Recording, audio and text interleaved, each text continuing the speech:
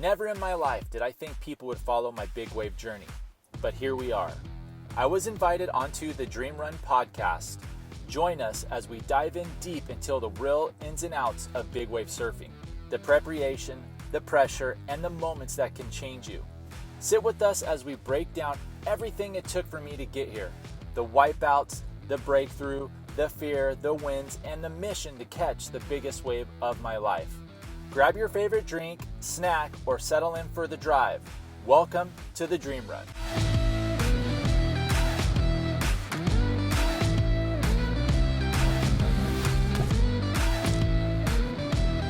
This is pretty cool. You like the setup? It's a pretty cool little setup. Pretty Comfortable? stoked. Yeah, I'm comfy. I'm just trying to, kind of get adjusted, and maybe I might hold it a little bit. Yeah, you can actually pop it out of there too.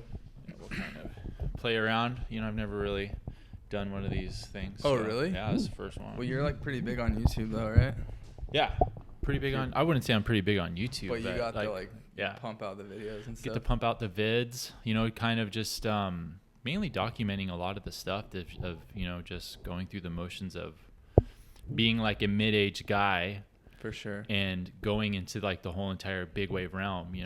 It's pretty trippy on like how that all came about. Obviously, like, we've talked in the past about, like with bodyboarding and everything, right? And having like a real like professional outlook as a bodyboarder, like I remember like my first pipe contest was like in 98, and that was a pretty big deal. I didn't even know that. That's yeah. So, I've always been kind of in that whole entire realm of like surfing kind of big waves, but it was like around in 2020 is when I really started kind of diving into it more. Like we had COVID, right? Mm-hmm. And during that time, me and my wife and a couple friends were thinking about going to Portugal and like doing like this whole entire like trip, to like Portugal, France, Italy, and all that. And then COVID came, and that like took everything out of the took everything out from us because we didn't really we didn't know where we were going to go because they had such strict restrictions on travel and everything. So I kind of dug in the black hole and kind of was like looking at to see what areas had like the least restrictions of travel, and Tahiti was one of them. And so they had like the same restrictions as Hawaii did. All you had to do is just show a COVID test and all that stuff. And so that's what we did. And when I was out there, I just had like this whole entire epiphany. Like one of my friends like recently passed away during that time, or he didn't pass away yet, but we got the news that he had like a really gnarly cancer. And then during that time, I started really thinking like heavily. It was just like, shit, like I can go at any time. Mm-hmm. Like I could die. And big waves has always been like a huge passion of mine, always, but I never really pursued it just because of a lot of the fear and everything that comes with it. Mm. And when I was in Tahiti, when I went to Chopo, it was actually a pretty solid day. And there was like, this was, during COVID, there was like nobody there. There was like maybe a few locals, and that was it. And I literally had like countless sessions there with just me and like 4 other guys. Like, Tatuhuri, Henry was one of the main local guys. And a few of others, I can't think of all their names, but like, seeing those guys like push the envelope just kind of inspired me in such a different way. And anyway, so that's kind of like what really sparked the whole entire journey of everything. Right. And you're just like documenting the stuff on YouTube a little bit. Exactly. But you never been on the hot mic, right? Like no, I've never been on the hot mic. Never. I mean, you sounded good. You're coming through clear. Oh, thanks, bro.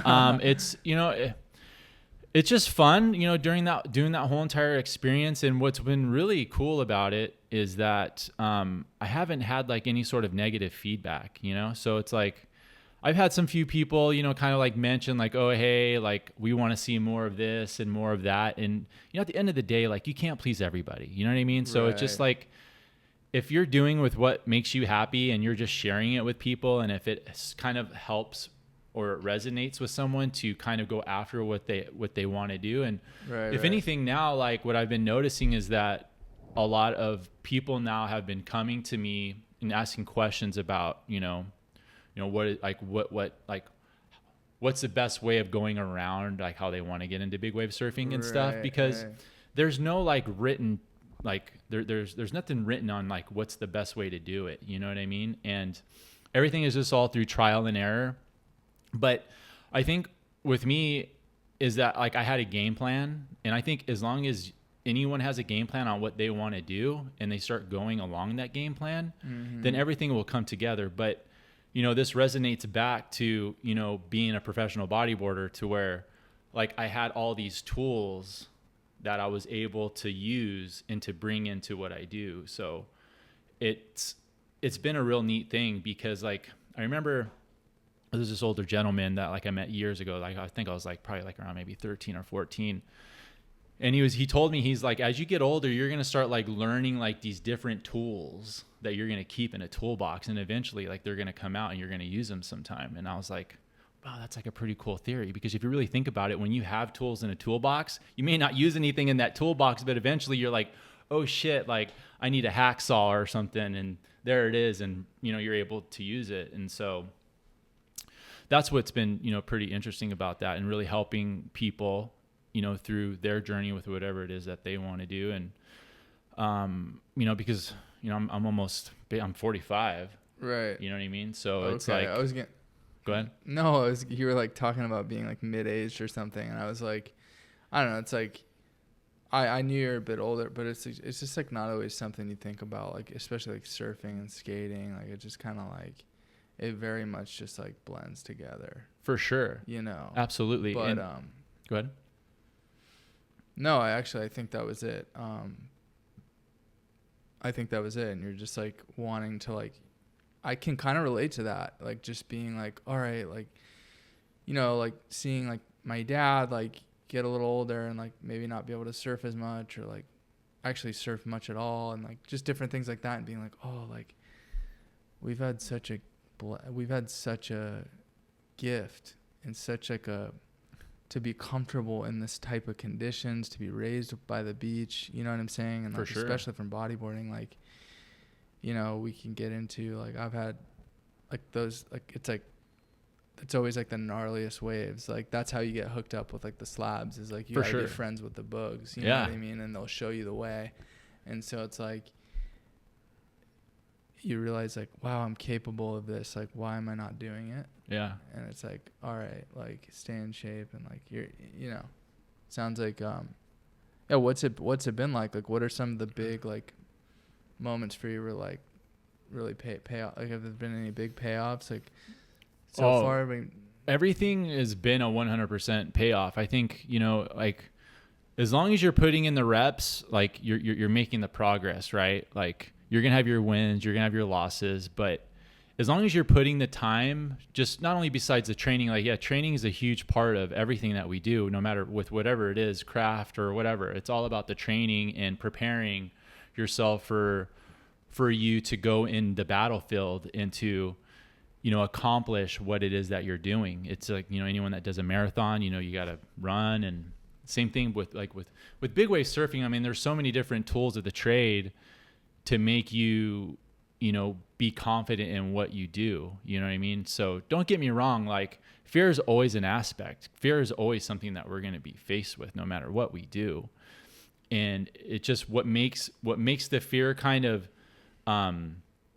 not as intense is obviously putting yourself in that situation. And you know, what really gave me like the eye opener and the aha moment with everything that I've been doing, you know, because I've only been doing this whole entire, you know, big wave deal for, you know, what we're in almost 2006. I would say probably honestly within about maybe 4 years. And I just feel within the 4-year mark, I've accomplished a lot. Mm-hmm. You know what I mean? There are certain hurdles that I had to go through. And I think that's, you know, everyone has like their way of how they get through it, you know, and my theory for myself and just how I've always lived my life is like, life is not a sprint, it's a marathon, you know, and your journey will take you there eventually. As long as you stay in that path with anything that you do, you'll get there. You know what I mean? So it's not about trying to get there quick, but I feel like within the amount of time that I've been in that realm, I feel that there's been a lot that has been conquered. And what I mean by that is that, here it is, I got invited to participate in a big wave event, which, I was competing against guys like friggin', Billy Kemper and Koa Rothman. And I mean, the invite list was just, every big wave hitter was on the list, but a lot of them backed out because, they either have something to do, and that just comes with the territory with that. But, to be a part of that and for someone else from another country to acknowledge that was totally pretty big thing. But anyway, talk us through, like, cause Pico Alto Pro is, I'm guessing, what you're referring to. Correct. And, that was pretty recently. Yeah. But I'm just like, I guess I know, like, some of the waves obviously just being like, but like, what's the scene down there? Like, what is that, like a pretty, what's that wave like? Like, what was that process? So first off, it's super tricky, especially in the conditions that we've had. Like, I saw a couple clips. It looked like kind of windy. Yeah. So, I mean, it was a pretty solid swell. I think it was, I want to say it was a 15-foot swell out of the south at about, like, I think it was 16 seconds. But there was also a lower interval, which was a 9-foot swell at, I think, 10 seconds.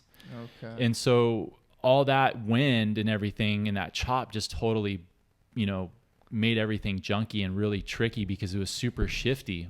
Do you think some of those, like, guys, like, back out because they're like, oh, like, it's not going to be like that? Pretty much. Right. Pretty much. Like, and, I mean, for them, it's like a whole like commute. And it's also, there's that if factor, because even like when we had our competitors meeting, we had a big old like video chat, and, a lot of people were, kind of second guessing if they want to do it, and, I was one of the people to speak up about it. And I was, just basically saying, I'm like, hey, look, like, these are pretty solid numbers. In any contest, like, there's always going to be, like, not everything is always going to come together. You're not always going to have perfect winds and everything. And sometimes in like that size, like, you want a little bit of onshore wind because, it's going to kind of help break it up. Right. Cause then you get like blown up the face. Correct. Not only that, but I mean, it's going to be a lot more challenging. It's like when it's offshore at Jaws, like dudes getting like blown out the back and stuff. So, that was like, another thing too is, just to circle back on something is that, when you have like good mentors, like a real good mentor to me has been Gary Linden. And Gary was like, he was kind of explaining that to me about that whole entire mentality of like, hey, not every big wave contest is going to be perfect. Like, with those winds onshore, he's like, those are the waves that you kind of want in a way, because of just when you're going to have easier entry, and you could sit a little bit deeper and you don't have to sit so far in the inside. Now, I know that like Pico Alto it could hold swell. Is that Peru? Where is that? Yeah, it's in Peru. Okay. It's in Punta Hermosa, which is about an hour and a half south of Lima. Okay. And it's a super beautiful place. I mean, like, the culture there with the big wave culture, it's like out of any place that you go to. So they have it locked. Everyone there is super cool, very welcoming. Ignacio is one of the main guys that kind of organized the whole entire big wave event, and he's a pretty well respected big wave surfer. He goes by Spud, and like he's a big influencer for everyone out there in Pico Alto. And not only that, like, his family.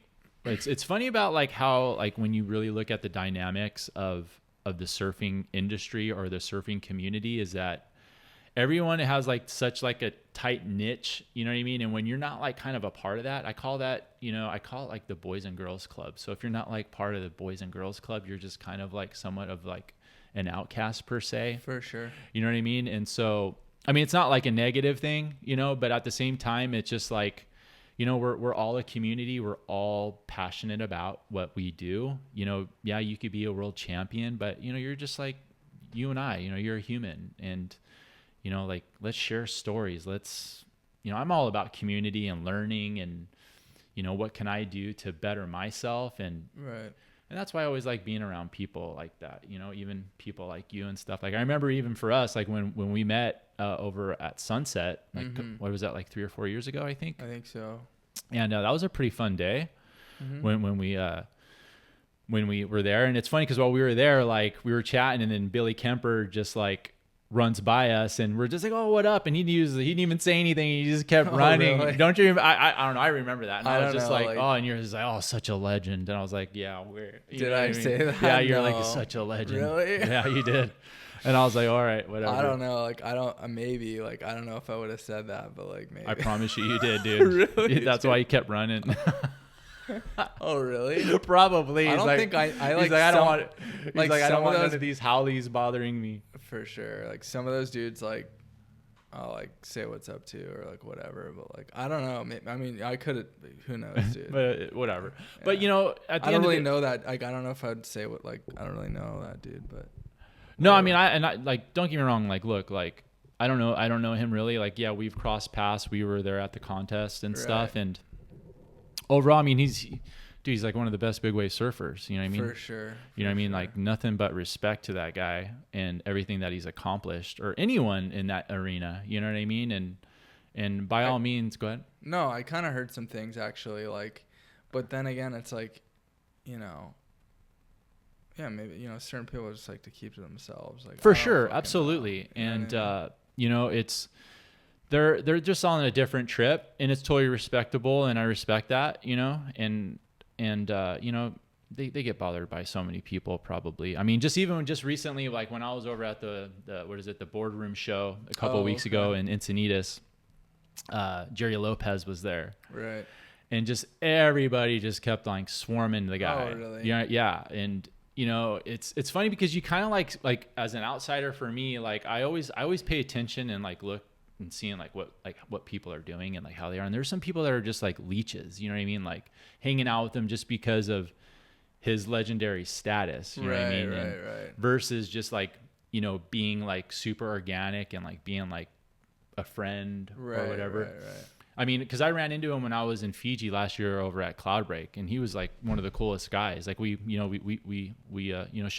shot the breeze for a bit, you know, and we were talking boards, and you know, he let me check out his board, and it's been pretty trippy because a lot of people now are really going into the whole entire like twin fill. With like, I don't understand, like with what? Like with riding guns? big waves Really? with guns. Yeah. Like, so what's been pretty interesting is Richie Collins has been kind of back into the well, he's always been in the realm of things as being a shaper. So Richie Collins is pretty much he was on the CT. I probably should, but. Yeah, you should. I mean, his dad's the one that started Wave Tools. Okay. And everything. It's a little bit before my time. Yeah. I mean, either way, like these are like super legends, you know what I mean? Sure, but back in the time, or back, you know, in the late 80s and early 90s, when Richie was on tour on the CT, he was the only one that was using freaking twin fins, and he was blowing everyone out of the water. Like pretty much like hands down one of the most competitive surfers, and people would just mock him all the time because of what he was using. And so anyway, he's been shaping, and like one of the main people that has been riding his boards is Jamie Sterling. And so Jamie Sterling's a pretty good friend of mine. And you know, I was kind of, you know, shooting the breeze with them. And like when you see Jamie surf these twin fins, his freaking bottom turns are so insane. Like he puts this thing like on rail and just rips it over at sunset. Like whenever I see him surf it all the time, I'm just like, what the fuck? Like, how are you? Like, you're just full on making this thing like just look like a thruster, like just with at ease and just power, right, and everything. And it like, you know, when I was talking to Jerry about all that, it made me started thinking, I'm like, man, I should try one of these twin fins and just see like how they work. I mean, I haven't got into it yet, but you know, but it's just kind of crazy to see like what people are doing. I mean, I know that there's also other people that have been riding YMA on twinnies too. Well, it's funny because I'm looking at a new set of fins, and it's like, I guess like the Billy Kemper quads are like, they're almost like, kind of killish, right? Right. Like, well, they're super upright, but it's like the back fin is almost bigger than the front fin. And then on the Johns, it's like the front fin's tiny. Yeah. No, the front fin's like a little, it's almost like a little. No, I'm saying it's the opposite. Like from Billy to. Well, no, the very opposite would be like between like the Jamie Mitchell's and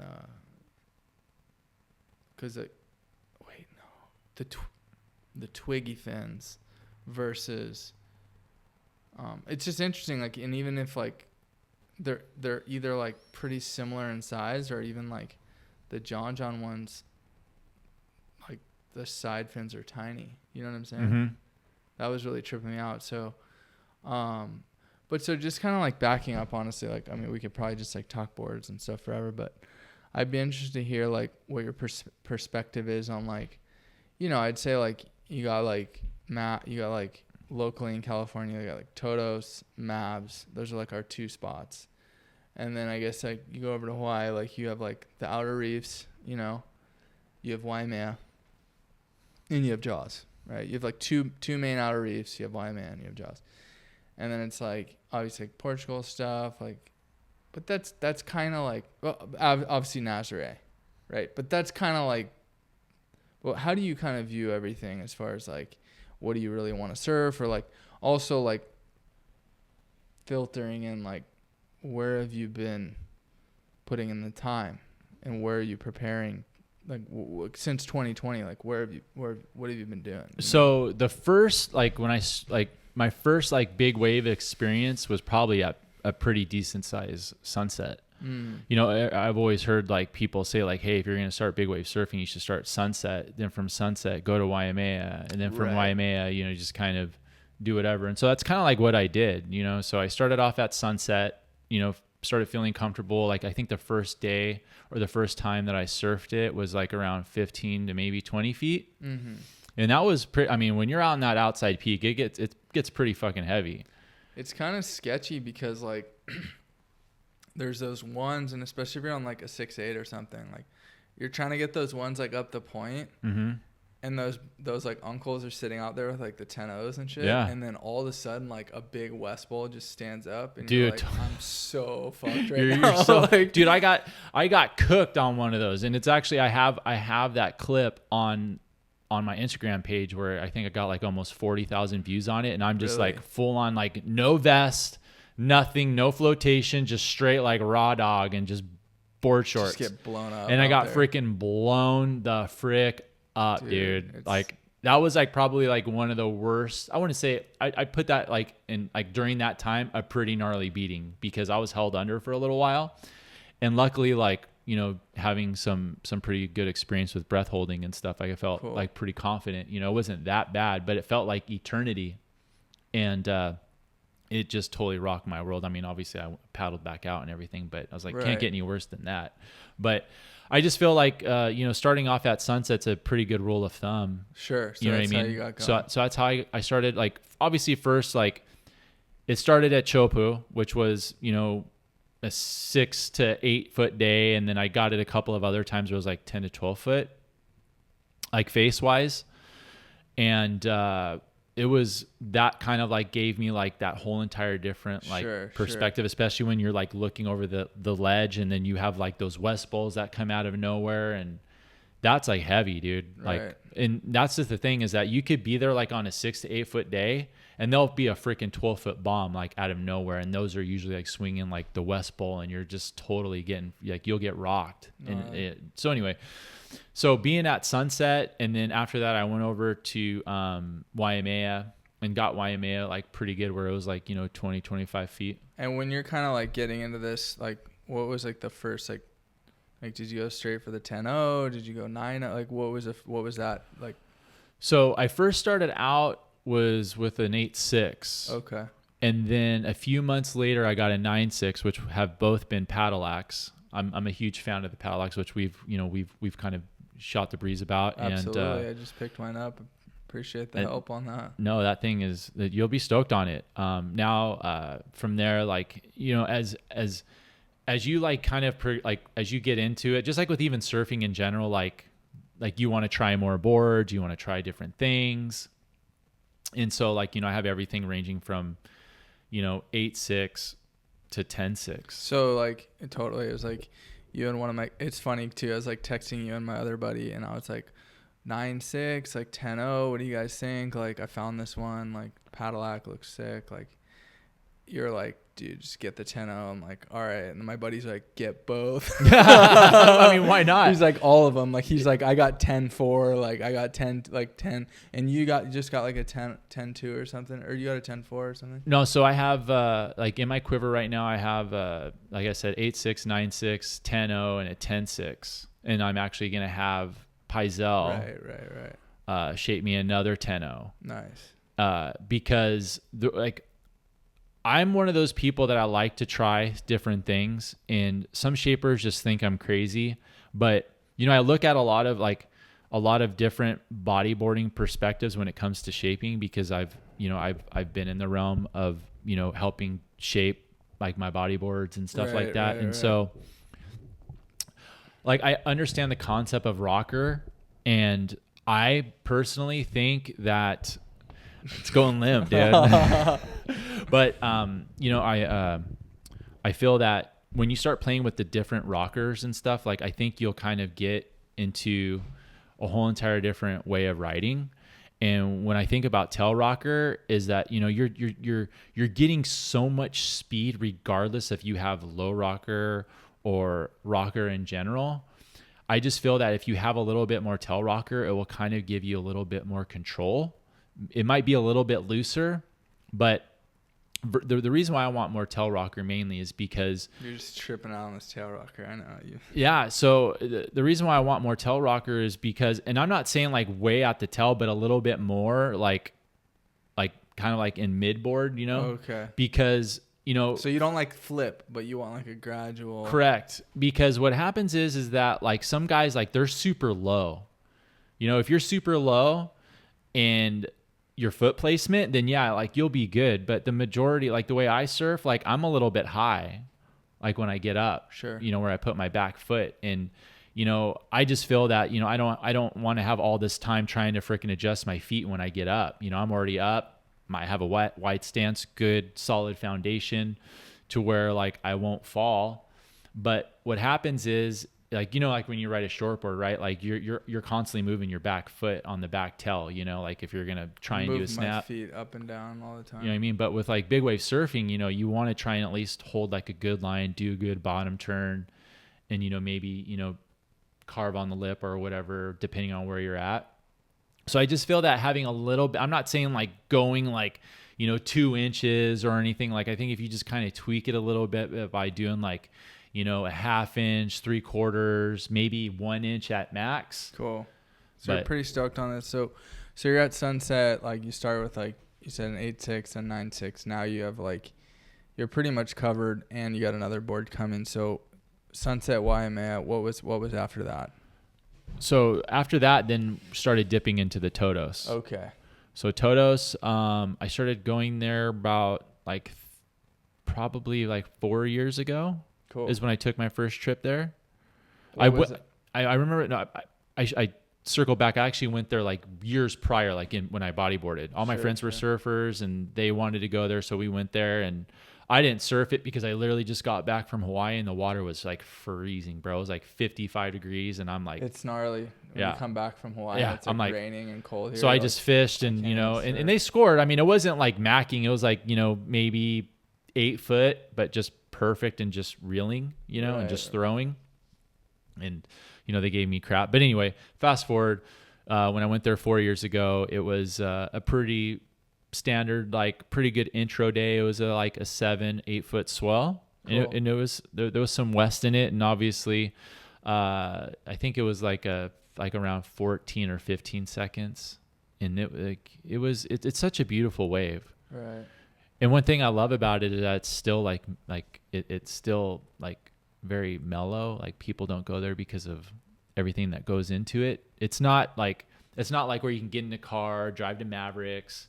You know what I mean? Like there's a whole process. Like when you cross the border, get in a boat, like get a ponga, like all that stuff. Totally.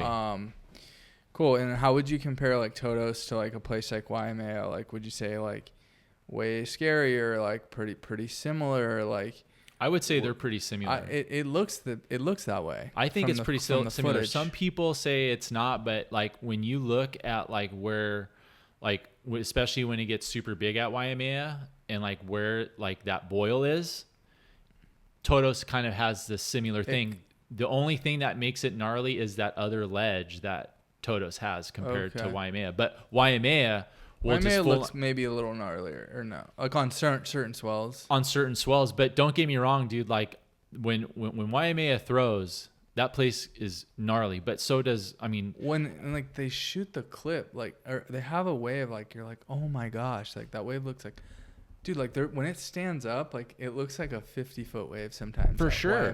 But it's all about the angle, you know what I mean, and where you're at. And like Todos, I feel like there's a lot of clips like from the channel and stuff, and it always looks like kind of mellow.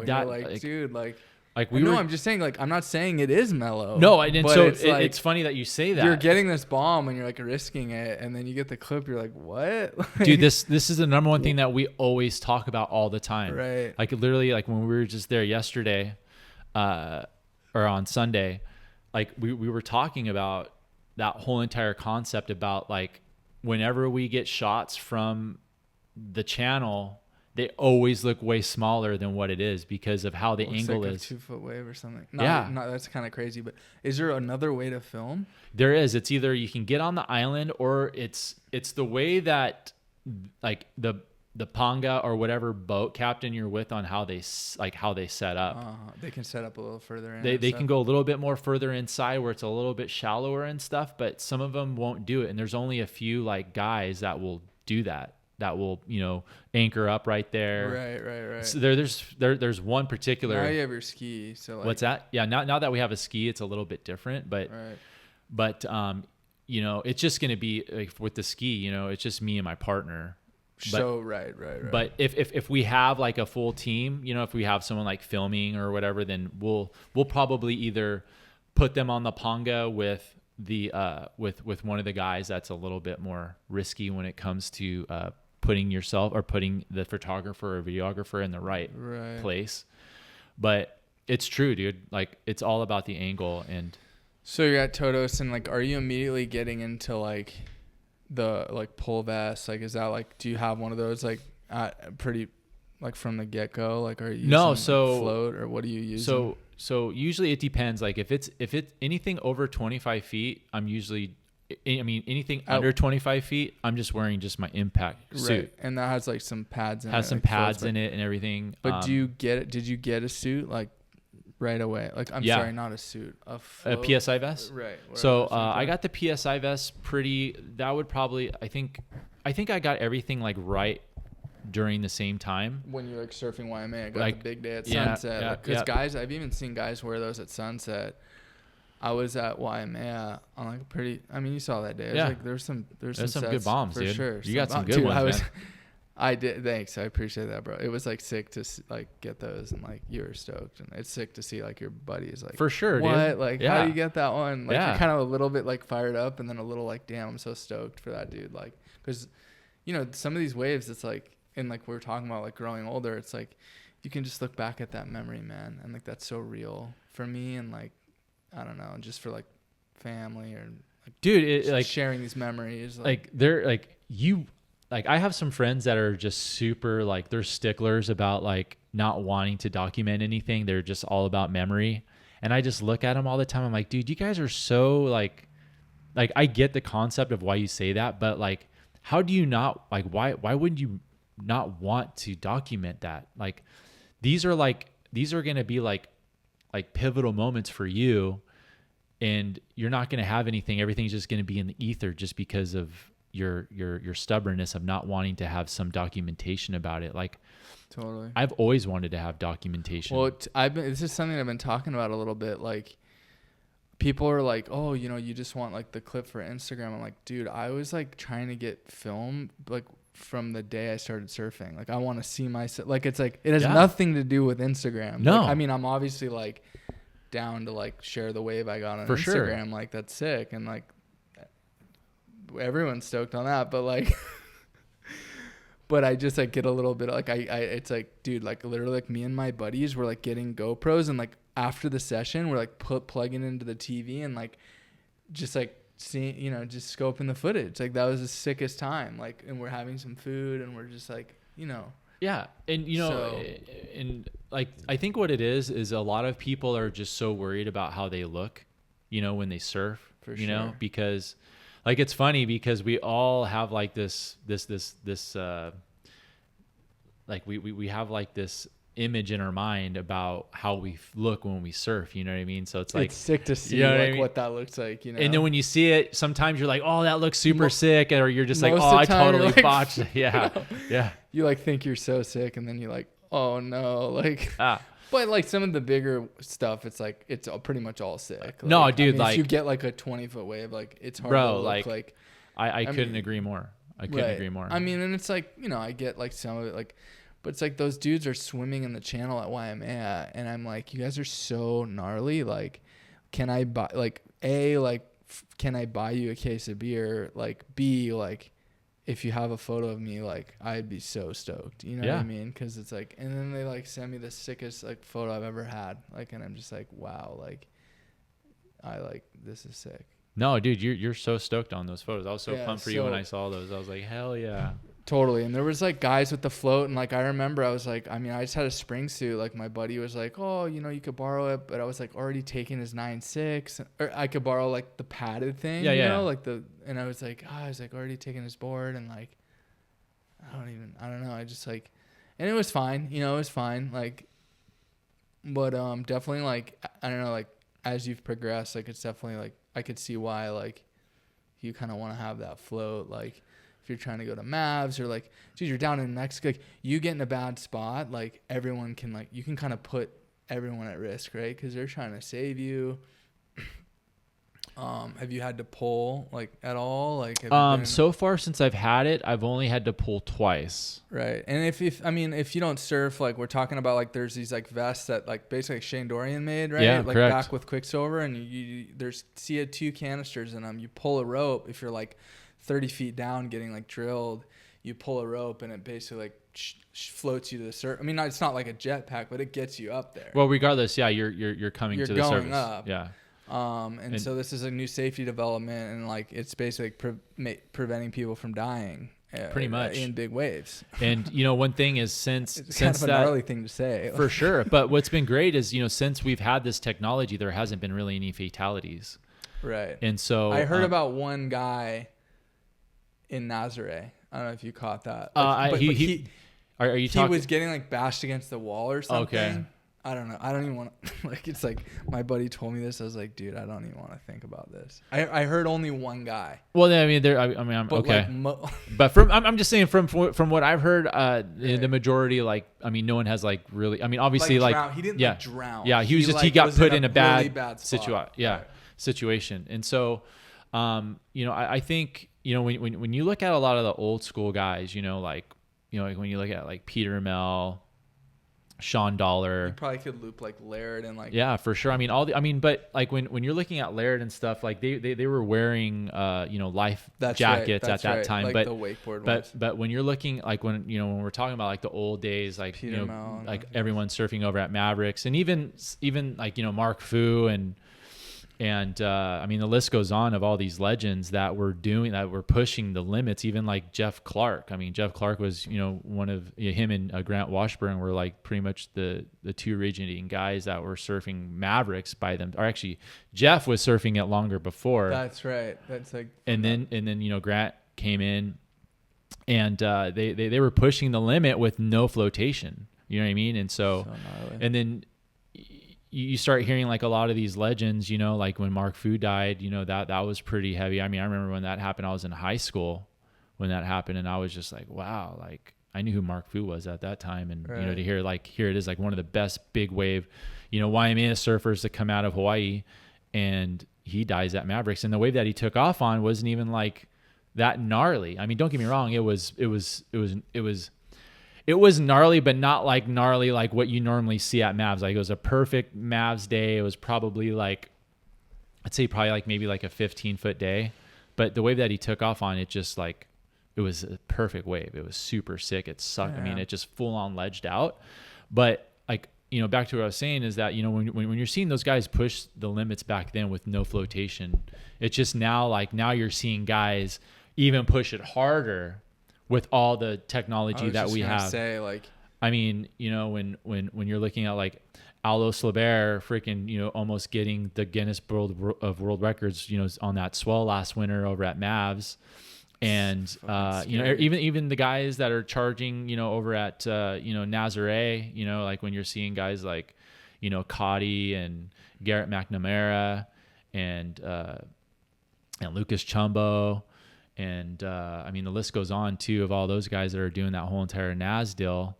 And it's crazy because of that technology people are pushing it. And what's been even interesting and really cool too is like, I've been working with a company called Ocean Tailored, and I've been kind of helping them develop an impact suit, even though they've had one in the past, but there's just been a few things that I just felt they could kind of improve that a lot of other brands aren't doing at all. And the main thing is just having a safety handle. I saw that. That looks pretty cool, actually. And I feel like having that is such a huge factor because, even with you having flotation, you could be completely unconscious or, being concussed or suffering from hypoxia, which is, high levels of CO2 to where, you kind of black out. And, there's all these different factors. Also, you could be injured where you'd be paralyzed. And that whole entire point of having that safety handle is for, water safety to grab you in those situations. I get so tripped out sometimes, like thinking about like some of that stuff. But so that's the chance, like because that's what can happen. You know what I mean? You watch those, like, I don't know, like, it's not like I watched like one of those Power Lines videos and it was just like, fuck, such a sick day at Mavs, like 25 guys out. It was like perfect 20 foot, like just, it was sick. Like it was super clean. I was like, wow, it looks so like good out there. And then like, I like the other night watched like 2 of the like full episodes and it was like the gnarliest like sketch. Like I was like, I don't know if I'm gonna be able to sleep tonight. Like guys are just getting broken. Like dude, lungs blew out. Like guy's leg got like his leash, like he was like sitting on the left, like kind of like inside, and got like cleaned up, and his leash, like his leg, like got like dislocated from his like.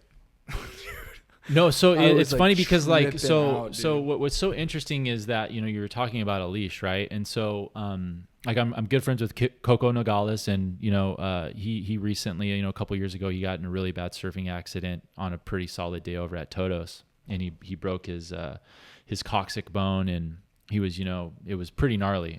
It was pretty much kind of almost on that same level of like what happened to Billy Kemper. And Billy's was a little bit more heavier, okay, but Coco's was pretty life-threatening too. What bone is that, and what makes it so life-threatening? So it was his hip, and so like his whole entire, like there's like a bone that's connected in the coccyx area that completely shattered, and he had to have his whole entire hip like wired together.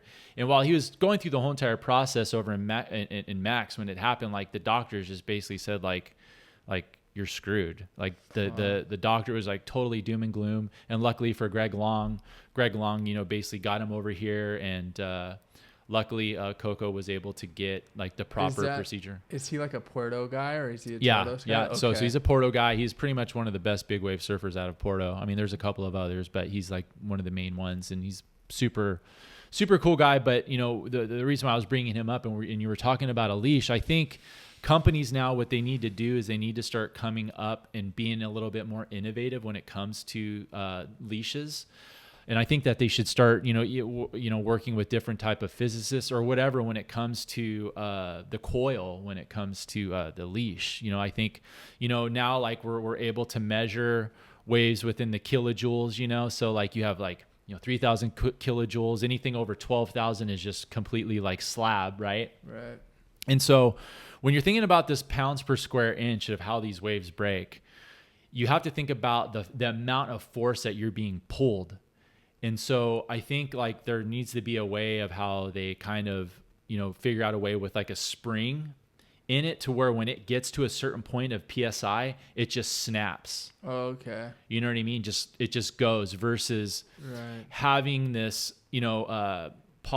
polymer or something, whatever. I forgot the name of the rubber that they use, but some, like for instance, like Stay Covered has the polymer something. I forgot the full name of it, but the way that their leashes work compared to the other ones that I've used is and I'm not like endorsed by them or anything. I'm just speaking on like pure like experience with their leashes and how they stretch and how like the recoil of how it comes back and everything, like they stretch.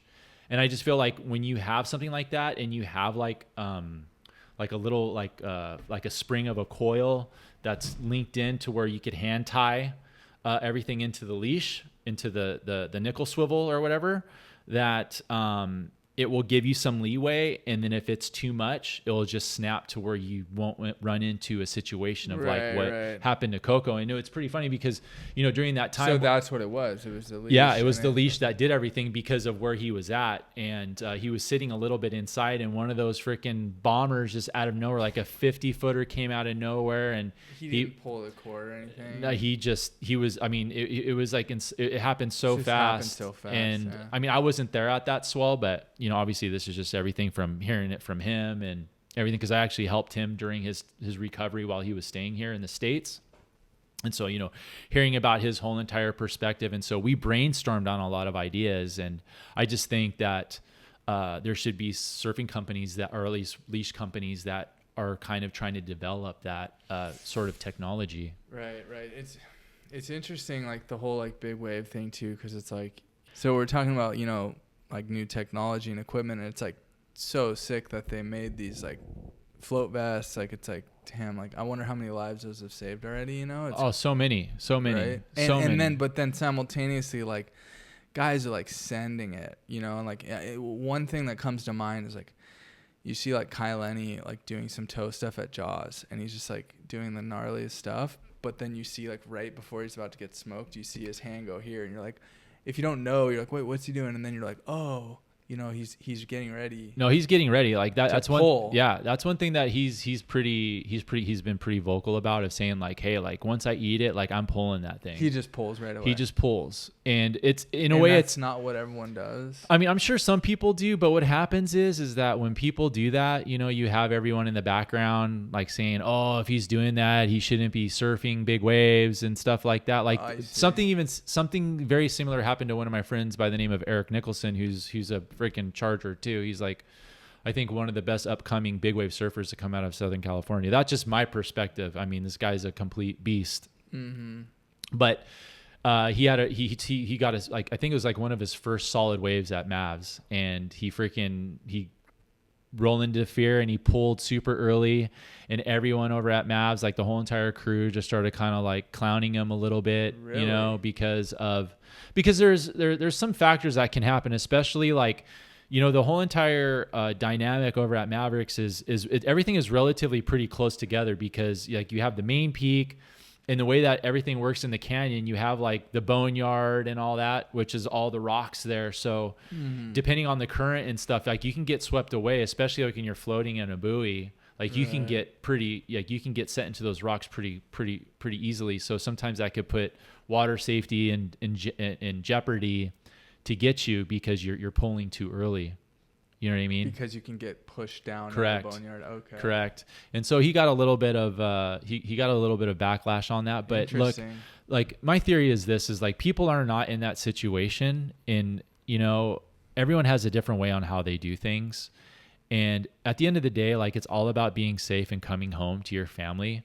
And you know, if it requires you to be smart and to pull, then just, you know, I'm not saying like, hey, you know, don't use it as like it's mainly there for like, if you know that you're about to black out, pull. Right. You know what I mean? And because regardless, even if you're wearing just a regular wetsuit with no flotation, you're going to come to the surface eventually. But it might be way too late. You know what I mean? But it's just with float, as long as you have any sort of flotation, because there's been times where, even for instance, during that swell, that when I was talking about Coco, there was a bunch of people that got completely annihilated. Like people were panicking, people were freaking out.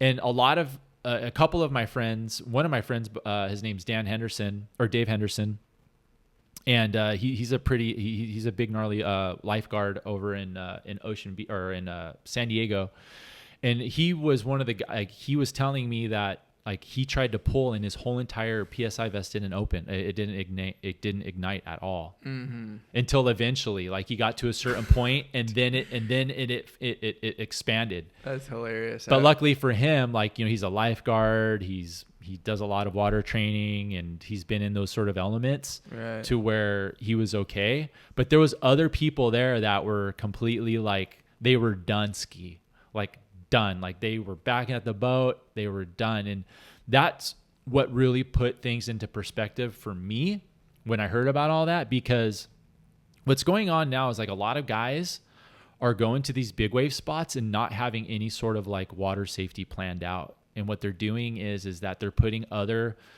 water safety technicians in jeopardy by taking away from other people. And don't get me wrong, like if someone's in danger, they're going to help you, but it's just not fair to them and to whoever else invested into that water technician, because then you're taking away from that person. You know what I mean? So I think it's always best that like, if you're going to start charging like in those bigger conditions, then, you know, invest in water safety by paying someone whatever it is, like whatever they charge. It's better to have that to where you'll be safe and not just rely on someone else. Totally. And that was one of the things that a lot of people were kind of like talking about, especially there, because over at Todos, there's like no water safety there. Like it's like you're like straight wild west. There might be a few guys that might run water safety, like Dave Henderson might be running water safety. You might see Ryan Hardgrave there running water safety. But usually when you see like Hardgrave, who's one of the main water technicians for the WSL Big Wave Tour. Oh, cool. And so he'll go there and he'll do water safety for like some of the guys, you know, like Tom Lowe or Nick Lamb or whoever. Like even guys like if you wanted to do some water safety, I mean, he would do it for you, but you're gonna have to pay like a pretty hefty amount, which is pretty, you know, it's sometimes at the end of the day, it's worth it. If you are focused on wanting to score that wave or that dream wave that you want, then just invest into water safety and do it, because that's what it's there for. And, you know, don't just rely on other people. Dude, it's crazy you say like you're going to float. Cause like I had an experience where I was like, oh, I could.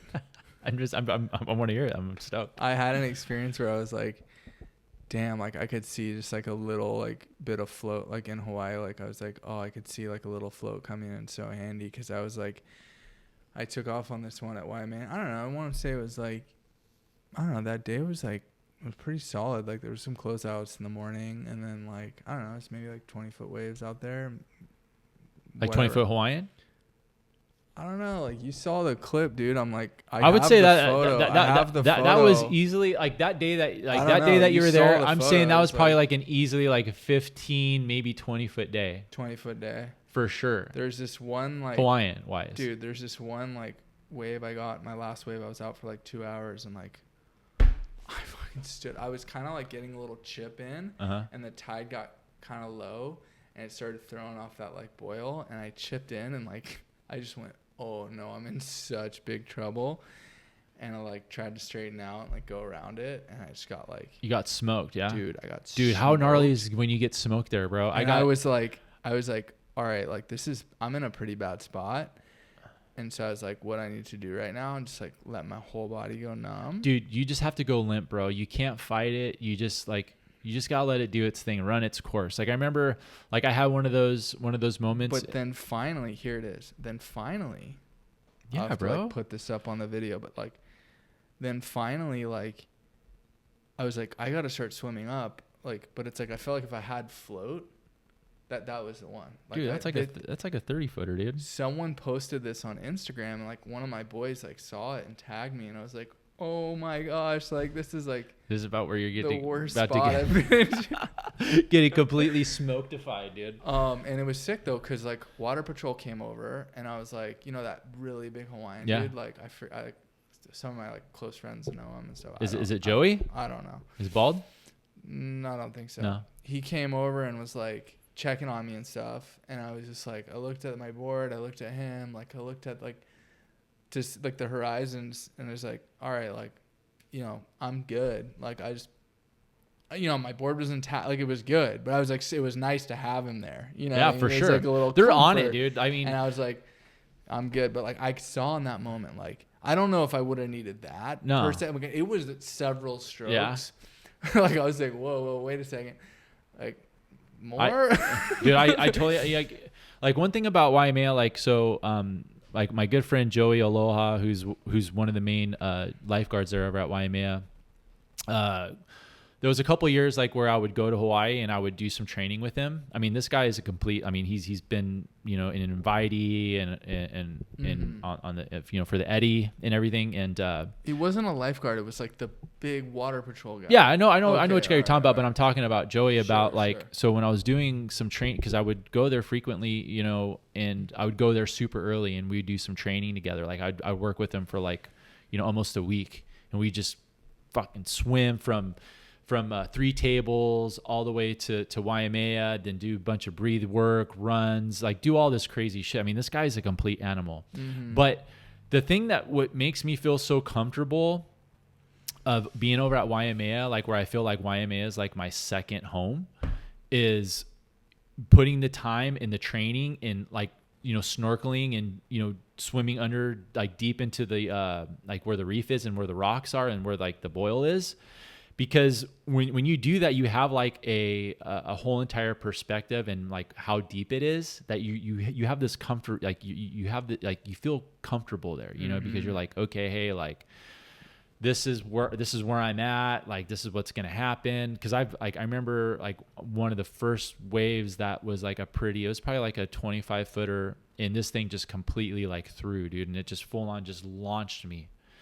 And I got completely sent down to the bottom. Same thing, like water safety, like rolled up, and he's like, hey, are you okay? And I gave him like, I'm all right. And so that was like a whole entire different perspective for me on like getting completely worked at Waimea. And putting in that time there like made me feel a little bit more confident, you know, because of knowing like the dynamic underneath of the bathymetry and all that. Well, there's a solid connection with like the body. Like I know all the old like No Friends videos, like those guys are like packing the shore break. Well, that's another thing too. And I spent a lot of time there bodyboarding there too. Like I would be there with, you know, Andre Botha. I feel like Botha's like the guy out there. Right? And Botha, and then, you know, coming, you know, being from California, like, you know, I would always, you know, see Eddie Solomon. And one of my good friends his name was Brandon Foster, who was like one of the top pros back in, you know, the late 2000s, late 90s. He was like with Custom X. He was from South Africa, and I would always stay with him because he'd always get a house, and like everyone would like stay with him. So like Eddie would be there all the time, and you know he'd always clown me, and Eddie would always clown me. It was the funniest thing ever. And so then Keiki's came in, and that was like a really fun bodyboarding spot. But you know, putting all that time there is what has always made me feel comfortable in Hawaii. Like even pipe, like I remember like, you know, doing my first pipe. You don't want to go contest. snorkel out there. Where? At pipe? No. Oh, dude, that reef is so gnarly. You don't want to go. Oh, I've done it, dude. I've gone through that whole experience of seeing the caves, and dude, it's there's so much beauty in it. You know what I mean? And it's just like when you're there, it's like, and when you see it big, you know, you're just kind of like, oh shit, like there's like so many different parts on the reef to where like where you take off, like there's some consequences, dude. I remember I hit the bottom. I have scars on my legs from being slammed on the reef. I have the clip too, and like I pulled in and just like bounced on it, and I was like, that was so. Was that the one that you did? You pulled in backside, like a complete wall? No, I know which one you're talking about. Like the one where I did like the snap and yeah. No, that was a sick one, but like, no, I didn't hit the reef on that. I think that one was like just like far enough over. There was a different one where I took off more like, I don't know what they call that over there, like kind of ain'tsy. Yeah, like, yeah, ain'ts area. But the left, Uh-huh. like, so it's like, it was like one of those wide ones, Uh-huh. and like when you're pulling in over there, you're like right over like the reef, you know. Like, so I mean, I felt like I was skateboarding, like I like bounced off the concrete. Concrete, you know? yeah. I was like, whoa, that was sketchy. Dude, I remember one year I took off like super deep on this one, and I was like, this is when I was bodyboarding, and I was scooping like a full on deep scoop, you know? And then I tried to like set my rail to get in, and the freaking wave wouldn't let me in, dude. Like it did this weird thing, and then the freaking lip full on like broke right on me. God. I got like, it shot me out. And then after that I got tumbled and then freaking hit the bottom, hit the reef. Like my leg got all fucked. Like I had a big old hematoma on my knee and my shin. And my wife was there, and she was just like witnessing all this stuff. And she's like, "Oh my God, my husband's just getting completely tooled." Everyone, no, for sure. Everyone, it gets pretty much everyone, man. Oh, for sure. You're getting like, I mean, I've gotten it served up. Like I mean, that one I just paddled back out. Luckily, as a surfer now, like I haven't really surfed there much, and it's not because of that. It's just I don't want to deal with the crowd. Right. I mean, I know where to sit. I know what to do. Like I know the whole entire dynamic of everything. It's just the crowd is so heavy. I don't even want to partake in that. Dude, this is something I was thinking about though. Like, I actually got in like a pretty good chat with Hubbard out there one day. Like him and I were just like, because there's a couple waves like back home where I'm from and stuff, or like actually get pretty sick for California. Yeah. So we were just like chopping it up about those waves because I think he lived. Anyways, long story is like, dude, sometimes I notice, because I actually spent like a couple years off and on like bodyboarding that wave, like down in like San Diego, Mm-hmm. like it would just be like, I would just boog it some days, and it was just like steps in the face, and it was like tight.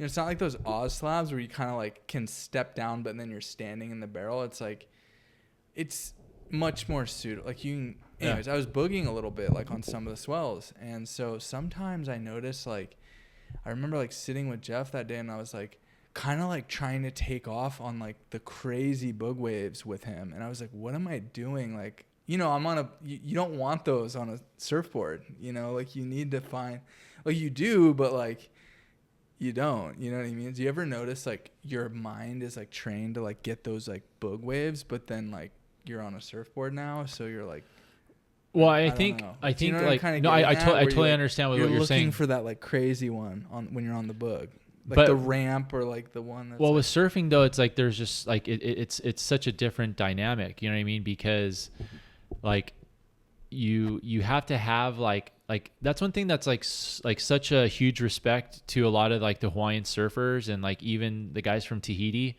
is that they're so used to and even the guys from Oz, like they're so used to surfing such gnarly ledges, you know what I mean? And then for like people like us from California, when we're faced in those certain situations, because like we don't really have that many places that like fully like throw like that, like ledge, like yeah, wedge will get like that, maybe seal might get like that, then obviously certain reefs in La Jolla and stuff, so I mean I know some, but but there's those places that do that. But when you're there in that moment, you kind of second guess it, because you're just like, oh shit, like when you do, like there's a repercussion that you're gonna face if you don't make it, you know what I mean? Especially like certain places I won't mention, where you'll get slammed and you'll hit rock or wherever. Right. But it's like I remember like one of the years when I was there for the winter, I had a pretty good conversation with Dave Wazel, and I was talking to him because he gave me like a pretty good analogy. This is like right when I started like getting into big waves. He started kind of giving me like these different perspectives of like different goals to set with a certain amount of a time period. And so like I kind of like told him a little bit about my backstory, and the number one thing he asked me, he's like, oh, so like how is it, like how do you view surfing now from being like a pro bodyboarder? Right. And he's like what has that, or how did that develop to make you like a better surfer per se? And I go, well, obviously with bodyboarding, like you have a little bit more of a connection to the wave versus like surfing, because you're standing, right? You know what I mean? And like with surfing, you could take off a little bit later, you can get a little bit deeper. And I'm not saying that you can't, like there's not guys that are not doing that now, but back then in like the late 90s, early 2000s and stuff, like there was only a few bodyboarders that were pushing like that limit, and even surfing, they weren't even doing that yet. I think the only person at that time that got something super ledgy was Laird when he got that wave over in Chopo, which is what set the whole entire realm of like what the possibilities are of tow surfing, like waves like that, ledge like that. Right. You know what I mean? And so, you know, with bodyboarding to surfing, I mean, there's so many different relative, you know, things that you could take and learn, you know? Oh, it's because half of the thing is like reading the ocean. Like you have all these like incredible athletes, but they step on a board and they're like, well, I feel like half the thing is like picking the wave and being in the right spot. You know, and speaking of which, you know, as you know, so if you're reading waves. No, it's absolutely true. But what's so interesting is like how you're, you know, talking about just other like professional athletes, right? That aren't surfing related, even though they're super athletic, you know, as being a surf instructor. It's so funny when you look at how people view surfing. You know, everyone thinks that surfing is a pretty like easy sport, you know what I mean? But, you know, I've worked with you know, with people that have done, you know, Ironmans, triathlons, like all that crazy stuff. And like they get gassed. Most of them they won't even last the hour sometimes. And I'm just like blown away. Wow. You know, because everyone's like, oh, I'll be able to get up and everything. And so far, what I've been noticing is that women pick up surfing a lot quicker than men do. Is that right? And I think a lot of it though too is just men and ego. Right, you know what I mean? Because they're like listening to you and more open to your like. Yeah, women. They're like, I got this. And yeah. And women, you know, they do really well, but what happens is that, you know, they start getting discouraged because, you know, with any sport that you do, they don't look like the girl on Instagram. No, they don't, dude. They don't. But I mean, there's some that do per se, but you know, the thing is that what happens is like to anything that you do, you have to put in the reps. You know what I mean? Like everyone just thinks that, you know, by grabbing a board, they're going to stand up like their first couple times. Like there's some people that have surfed a year and they still can't grab the concept. Right. You know what I mean? And a lot of it, I always tell everybody is that like, if you're starting out, humble yourself, get something that has a lot of foam and length. Right. You know what I mean? But it's just, you know, that's another thing too, is like another reason why I started my surf school was I just want to be more in the ocean. I love the ocean and, you know, passing some of that knowledge of what I've developed from, you know, a little kid, you know, to bodyboarding and to where we are now. And I think that, there's a lot to share with people and tell them, you know, like, you know, mentor them into their journey of whatever it is that they want to do. Well, it really is like a mountain to climb. I mean, specifically like big wave surfing. Like, I don't know. I mean, for me, like, it's like, I'd been at YMA a couple times, like when it was like solid and like, I don't have a 10-0. Like, I don't know. Now you do. I don't have a 9.6. Like, I was like, I'd been there, but I'm like, fuck, like, what? I don't know. Like in those, it's just like, I'm going to use that. Like, I don't know. I just didn't have one, dude. I don't know. Now the possibilities are endless, my friend. And I know for sure. Scary. No, it's like, yeah, when you see, like when you have that in your hand, like it's a whole entire, different type of like excitement. You know what I mean? Because now you're like, oh shit, this is like the real deal. Like I'm really like dialing in this. No, and I remember like my buddy's like, yeah, feel free to use like my 9.6. I'm gonna go like foil a Chinaman's, and I was like, all right. So like got a ride down to you know, it's a shit show because it's like 20 foot or whatever, and it's like got a ride, got dropped off. Saw someone in the lineup that like lived in the neighborhood. I was like, oh, can you take me back? Like, you know what I mean? Yeah. But I was like, wow, I'm on the beach with a 9.6 right now, and it's like solid, and I'm like, it takes a lot to get there, you know. It's like you got to have the swell, like you got to have, like, it's preparation. It's truly a mountain. And so now I'm like, that felt pretty good. So now I'm like, all right, like, what's the program? And it's like, you're like, you know, you just picked up a ski, like you're partnered up with your buddy. Like how's that? Like how's that playing into your, like, your, you know, your goals and your program right now? You know, I'm just trying to think on how I could dial that out. How did that all come about? Like, it's like he picked up the ski, but like, how did that with Christian, so like, you know, we've been talking about wanting to get a ski for a long time. For the past couple of years, we've talked about it.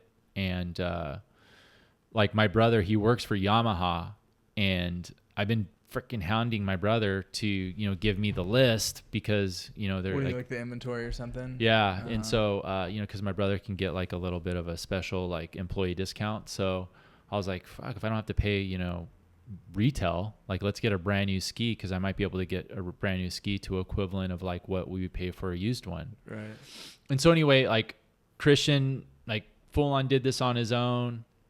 He came across a really sweet deal. That was a 2005 Yamaha FX HO, which is pretty much the top of the line one, which that motor that he has is the same exact motor that they still use today. Obviously today now they have things that are more turboed and all that, but that was like the motor that pretty much set the foundation for all the Yamahas in their motors. And so anyway, like he got a killer deal on it and only had 69 hours. Right. And so we've always talked about being partners and stuff. And so like we've basically invested into this together, from, purchasing, like all the safety equipment, all that. Like we're actually going to be leaving, actually in a couple weeks for the Mavericks Safety Summit that they have there. And so, I'm friends with, Drake Stanley and, Frank Guitar, who run all the safety over at Mavericks. And so, I reached out to them and was like, hey, like, during the Mavericks Summit, I know like when we have like, cause they do like live demos, they do like situationals and stuff. And so I was like, hey, do you mind if, we take our ski out there to, kind of train a little bit with you guys and kind of see like how you guys run your safety and stuff. Like I have an idea, like my friend Christian doesn't, but like, I feel like anything when you get into that realm, especially like even big wave surfing, like education is key, dude, because another thing too, just to kind of circle back about like, when it comes to the PSI vest, like for instance, to get the Patagonia vest, you have to do a certain safety course to get the vest, which is, Patagonia is partnered up with the organization called the Big Wave Risk Assessment Group, which totally opens up your mind and things that you miss as a surfer or even as just an ocean goer. Like it's just not about big waves. It gives you more ocean awareness and how to be better at being more what's the word I'm looking for? Having more of a understanding of the risk management. Okay. You know what I mean? Mm-hmm. And so with all that, like as being, I've traveled legitimately just about almost every major surf wave or surf spot I've been to. And I've always thought that I was prepared, but come to find out when I went to that, I was so underprepared. Okay. And so when you do these courses, obviously after you finish everything, like you get a certificate that will allow you to get the Patagonia PSI vest. And I think genuinely that any company that does any sort of PSI vest should do some sort of training, even if it's online, to have you understand about, what this is for. This isn't something, this is something that is not just to be used lightly. It's interesting, like that you say that. Well, something that comes to mind is like, dude, like maybe that's like a good idea, or you could just do like a little thing, like just like do it yourself. Like you could just do a video yourself, like just talking about all the stuff you learned. Well, not as a substitute, because it's like sounds way more in depth. And so I mean, go ahead. No, the other thing was like I did kind of notice that like when I just like I've had a couple of my sessions, like dude, there's some like gnarly like core like chargers dudes that I've met, some that I don't know, but then I did notice like a couple people I was like, like this dude looks a little uncomfortable, like I don't know, he looks a little like nervous, like it's like it's pretty big, but it's also like he's got the vest and like the pads and like the new gun, and I'm like like I think that's a good thing to say, where it's like if you want to go out there and get a bomb, like by all means, but like maybe not, like maybe it's like opened up access to people that maybe shouldn't be around. No, what do you like, what do you think? So I think look, like everyone has the right to go about it, but I feel Right. like when you reach a certain point in that big wave arena is to educate yourself. You know what I mean? By doing courses like that, because when you're out there and you're going to be putting other people in jeopardy, like, you know, people that have more experience, you're also going to put water safety at risk too, because, you know, they're going to have to rescue you if you're like freaking out or whatever. I just feel like there's just like, when it comes to that, like how I was saying earlier, is that there should just, like, everyone that has any sort of safety vest should be like, look, in order like to get this vest, you have to qualify for X, Y, and Z. I guess, like, you know, there's guys that like always pull, and we kind of talked about that. And I don't, you know, personally don't, like, I don't know about any of that, but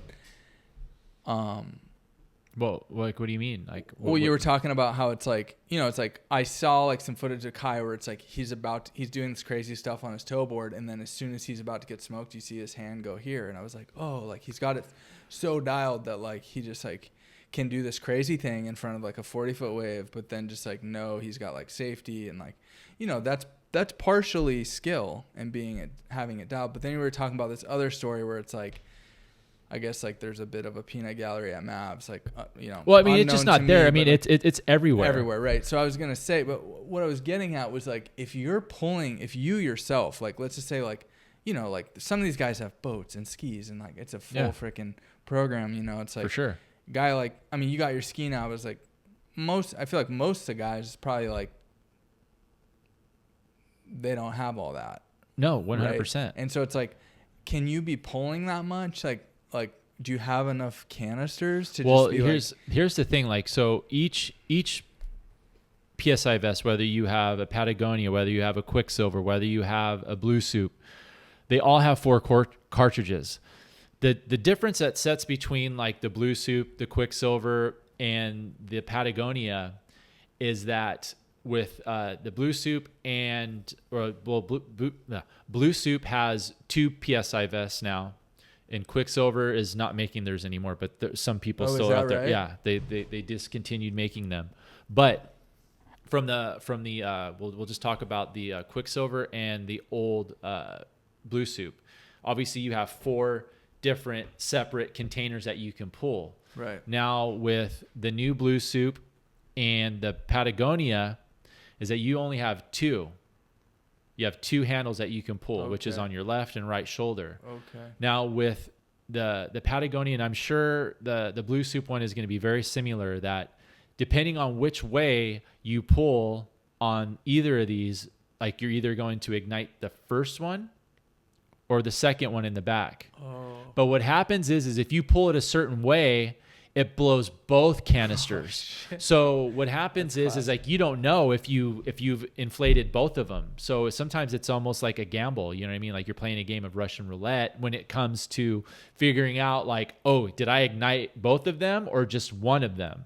When it comes to on your next wave, you're saying so like because it's not a problem if it inflates and inflates. No, for sure, but it's your next wave. But yeah, then you just gotta stick to whatever side you didn't pull yet. That's hilarious. Because like at least for me, like when I pulled, I'm like freaking going, like I'm freaking like pulling it this way, that way, or wherever to ignite. Because it, like, dude, at the end of the day, you just want to get that thing ignited. A buddy of mine, it was so funny. I was like laughing earlier because like a buddy of mine, his name's Pat Miller, and I was just talking to him a little bit about this. Like when he was like, I was like 10 or 9.6. He's like, get both. And I was like, he's got one of like the quick ones, and I was like, you had to pull that thing yet? And he was like, I was surfing like massive like thundercloud, and he said it was like he was like pinned on the reef, dude. What a dream! And he was like, I was pulling it and nothing was happening. Well, yeah, because you have to think. I mean, you have so much. You have so much. Like I was laughing. You have so it's much. Not funny, but it was funny. Yeah, because you have so much. Like you have so much pressure to where like not only are you going against energy, right? And some You're of trying the to like expand, and it won't. You know, that's why it's like, that's probably why Kai Lenny, when he gets to a certain point, when he's eating it, he pulls early to where like when he does go down, like he's going to come up. He's not going to be battling that. And I think like that's a smart move, because what happens is even myself, like, okay, I'm like, I'm not going to pull yet unless I need it. I'm not going to pull yet unless I need it. So I tell that to myself, you know, I'm like, I'm okay. Like I'm not contracting yet. So like, I'm okay. But then there was one time, this is like right when I got my 10-6, right? And I wasn't used to having this wave or the, you know, feeling that type of pull where I couldn't move, bro. And I took off. It was only like a 20-foot wave, dude. Like, you know, 10-foot Hawaiian. Like it wasn't even that gnarly. And I got slammed pretty bad. And I got slammed on the rocks over at Toto's. On the rock. Oh, wow. And it was weird, because what happened is like when I was down there, like I went through like different like levels of where like I was kind of shallow, and then I went deep again. And then I was tombstoning. And what scared me is that like I couldn't move because of the momentum of the whitewash pulling. So I couldn't move. Like I couldn't do anything. Right. And by the time that I pulled and I inflated, like I was literally like up at the surface within a matter of like, we're talking maybe like 3 seconds. Like I didn't even feel like I was that deep when I got up. Right. Yeah. So I was like, oh, like why did I do that then? If I was like that close. And then my friend Dave Henderson was actually you know, running safety that day, and he like looked at me and he's like, are you all right? Do you need like, cause he saw I was like all kind of like dizzy, because I was just spinning like in the whitewash or like in a washing machine, just getting completely annihilated. So I was a little like, you know, all disorganized and everything, dazed and stuff. And so, but I mean, I was fine. I gave him the okay. I got on my board and paddled over into the channel and took like a quick breather. But that was a pretty scary moment, even though it wasn't that big. It's just like one thing that people don't realize too is usually like the small days is when you're going to get the most injured, because you don't have as much energy to when it's bigger, because you have less oxygen in the water compared when you have more oxygen in the water. Interesting. So like, you know, think about it. Like you probably will get more worked on like a 4 or 2 foot day where you get slammed on the bottom than like when it's like 6 or 8 foot, because you have more water moving and there's all that turbulence and stuff that's going on, which is creating less oxygen. Wow. Interesting. That's scary, man, especially when you're like tombstoning and like, I don't know, it's new to me to do like, you do like normally it's like, oh, a couple strokes, like, you know, but like it's like those deep water waves, you know, and like, you know, what's interesting with me is that like I try to stay as calm as possible, even when I'm swimming into the surface. Like my main thing is I want to conserve as much energy as possible, because the more I'm moving, the more oxygen I'm going to burn. I know with my flotation alone that I'm going to get to the surface pretty quickly. So like trying to, you know, frantically get to the surface quickly. Like, yeah, you want to get up there like fast, right? I'm not saying, hey, lollygag it, because you don't know what's behind you. You don't know if you're going to get, you know, 2-wave hold down, 3-wave hold down. But I just try not to, you know, panic so much. And I'm not saying that you are by any means. It's just like, I feel like when you're sitting there and you're doing all of this, you know, trying to get to the surface as quickly as possible, is like you're just burning more oxygen, because for all you know, by the time you get up, you could have another wave behind you. So it's like, for me, like I would rather just be calm and get there. And then if a wave does come and it's washing through, like I'll be okay. You know what I mean? Because I'm saving that energy of where I'll have more oxygen. Definitely. And I definitely recommend anyone that's going into, you know, wanting to surf big waves, like really start diving into doing a lot of breathe work. Like that's like the prime thing. You know, it's just not so much doing stuff statically, you know, where you're laying on your couch or on your floor or in your bed. You know, try and work in a pool, try and get a partner, or look for different like organizations that do water training like that. Like Deep End Fitness is a really good one.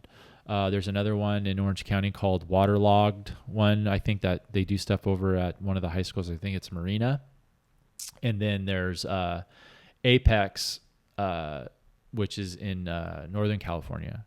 And, you're working with a guy named Ricardo Urbina, who's freaking a beast when it comes to breathing. And you know what? No, that's sick. You know what you made me think about? It's like, I don't know if you're familiar with like backcountry, like snowboarding and stuff. Yeah. But it's like really interesting to see, like, you've had like AVI training courses for like probably like 40, 50 years now. But it's like now like the big wave stuff and like the safety and the vests and like you got these like full on like big wave programs. Like it's like very similar. It seems very similar. Like you can go up to Mammoth and do like a 4-day AVI course. No, 100%. And beacon, like all that stuff. And don't they have like similar things too, where they could kind of like pull like a vest or something and stuff? There's like a little backpack you can like inflate. Yeah. Dude, it's so gnarly. Like that stuff's so gnarly when you hear about like people getting buried. And it's like, oh yeah, dude. I mean, that's like, that's scary as shit. I mean, luckily, knock on wood, I've never been put in a situation like that when it comes to backcountry.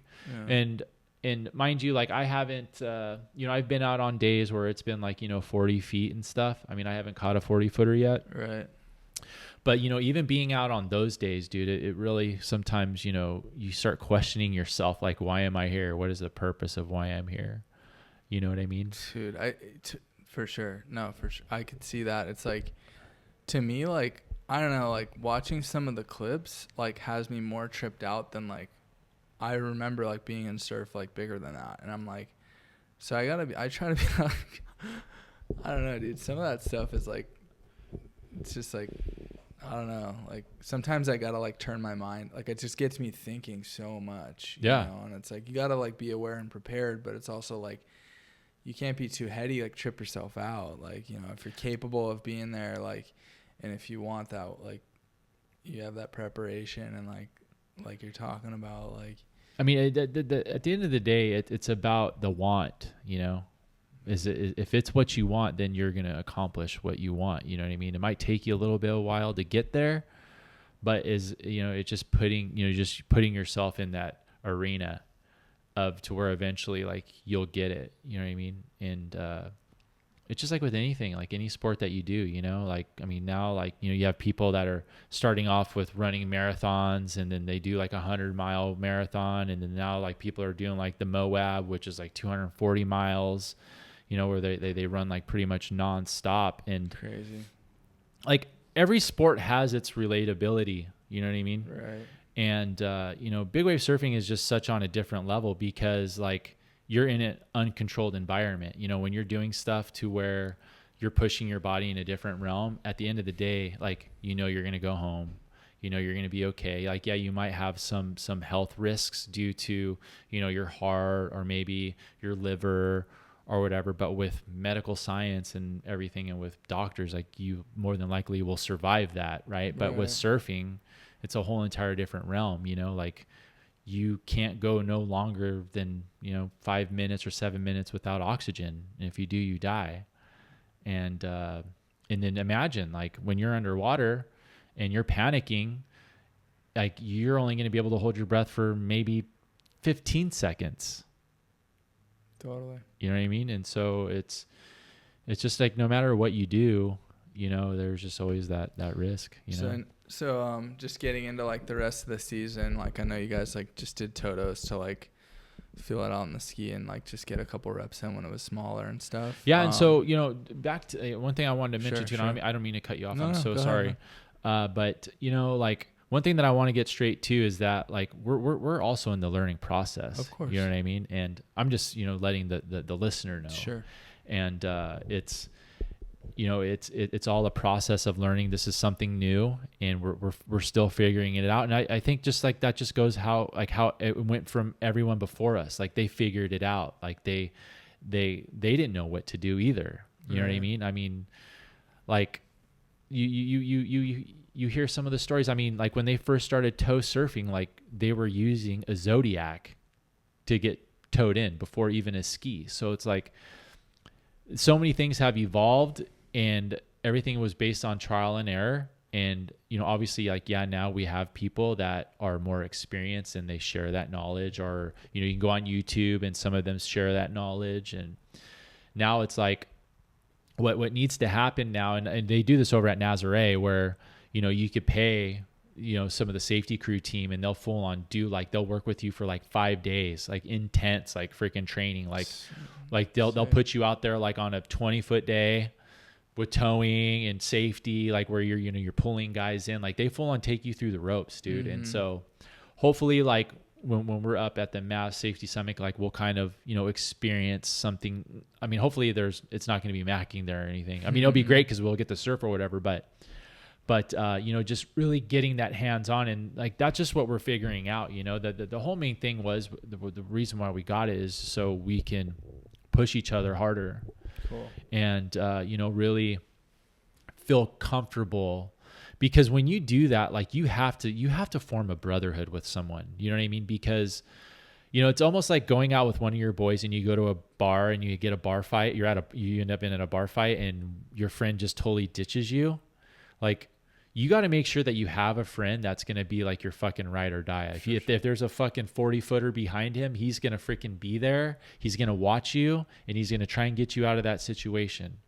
And I think that's when you have someone like that, that is like something unique and something that you need to grasp and work with. And that's why you look at a lot of these guys that have like their certain teams, like literally, like eventually, like, and I'm sure you've already experienced it. Like you'll start seeing like certain pros will stick with certain people when it comes to their safety, like between them two, or they might have someone else separate running safety too as like a backup. But the majority, like they always have, like, they know like, okay, hey, this person is going to get me no matter what. Right. And there's probably some comfort in that. Like, correct. And that's what we're building, you know what I mean? And like, we're trying to get it, like, we're still trying to figure it out. Like you go down, you're like getting cooked and it's like, oh, but so-and-so's on my ski, like probably fucking driving over here. Yeah, like it's probably pretty comforting. I mean, when we were there this recent trip, like I didn't surf at all. I just stayed on the ski. Like my main focus now is like, yeah, I want to surf and I want to get waves, but like I want to feel confident to where like when Christian or anyone in that matter is put in a bad situation, I will be able to be a success to get them to safety. Like that's my my main thing is that like I want to get that person safe. I want them to be, not be put in a bad situation. Totally. I think there's like definitely a lot of like really guys that are just on, I'm sure there's some guys that are just on another level with like driving and safety and experience, but like there's only really one way. And like, I don't know, just from my perspective, like knowing you, like I could see you like wanting to like help out in any way that you can and stuff like that. For like, sure. And like, even like, I seen like a couple guys like towing like Phantoms and stuff, like just like fully like at Freddy's just like capsize their ski, like, and like, these are like gnarly guys. They're like pretty legit. I think it kind of happened too, and like you pray that it doesn't. But like I seen these guys, their ski was like flipped. Like 2 of them I think were flipped. Like it's gnarly, dude. Like it's gnarly, but like I don't know, that could be probably a good place to like some of those like outer reefs when it's like, I mean, you're not going to like fly your ski over there, but like it's like 10 foot on like one of those like random reefs. Like it's like probably a good. Well, I mean, luckily, I have some friends that have some skis that, that I'll be working with this winter too. And so that's another thing too. Like now I could be more of an asset to them as well. Totally. You know what I mean? So, I mean, I've as a water person, like I've been on I've been on jet skis and stuff. And like, I understand the mechanics of how they work and what they do. So like automatically I'm just saying for me, I feel confident on the ski. It's just more of like, how do I manage like when there's whitewash coming, or how do I manage of, getting out from the beach, from, the beach break to, and, even when we were going through this process, this past weekend, we had to go through surf because of one of the areas where we launched our ski. And, it was like, maybe like 5-6 foot, you know what I mean? And I saw like, what to do. Like I saw first, there was a little bit of a channel where we can exit, and then, it was just breaking all over the place, and, just timing everything, going over whitewash, and, we made it out and no problems. We didn't lose anything. No one didn't fall off the ski. And so, I think like, as long as you have like, I'm just saying from my perspective is that like, I have like had some experience on a ski, and I've done towing and I've helped people tow before when I've been in Hawaii, but I've never been like consistent with it. And so like there's always like I've always felt like that comfortableness, and I've just been waiting for the time to finally like do it and start putting to it. So that's why like now, like for this winter, like, yeah, I'm going to, you know, push my limit too, but like I really want to focus and really dial that as that's what I was going to ask. Cause I know you like, was last year like your first time kind of like going up to Mavs, or had you been? Yeah. Before? So, no, this past winter was, my first like full, like actual, you know, couple sessions there.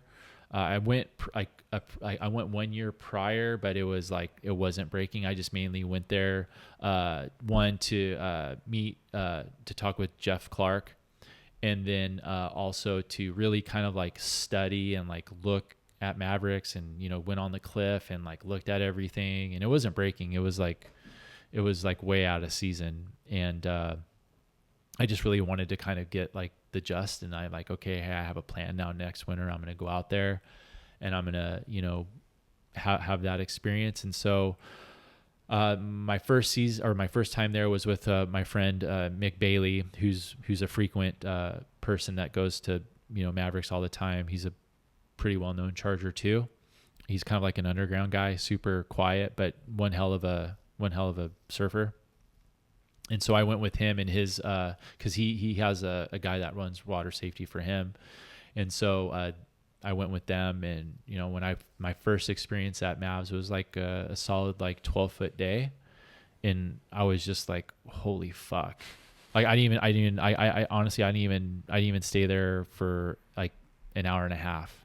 I was just like, dude, this is like out of my league right now, because of how much it ledges, dude. It's like when you see it, like in photos and everything, like it looks like super inviting, but when you go there and you're like sitting there and you're fucking feeling that energy and you're seeing this thing just fucking unload on the freaking reef, bro, it's fucking mental. It's mental, feeling the fucking power, at least for me. Like everyone's different on their experiences, but that gave me like a whole entire different perspective of like, I remember like when I went to the first Mav Safety Summit was like 3 or 4 years ago. I had a full-on conversation with Peter Mell, and you know, I told Pete like, hey, like, you know, I'm looking to surf here. Like, do you have like any like words of encouragement or anything about like what I should do, like coming here? And he like looked at me and he's like, look, man, he's like, Mavs is no joke. He's like, this is the Everest of surfing.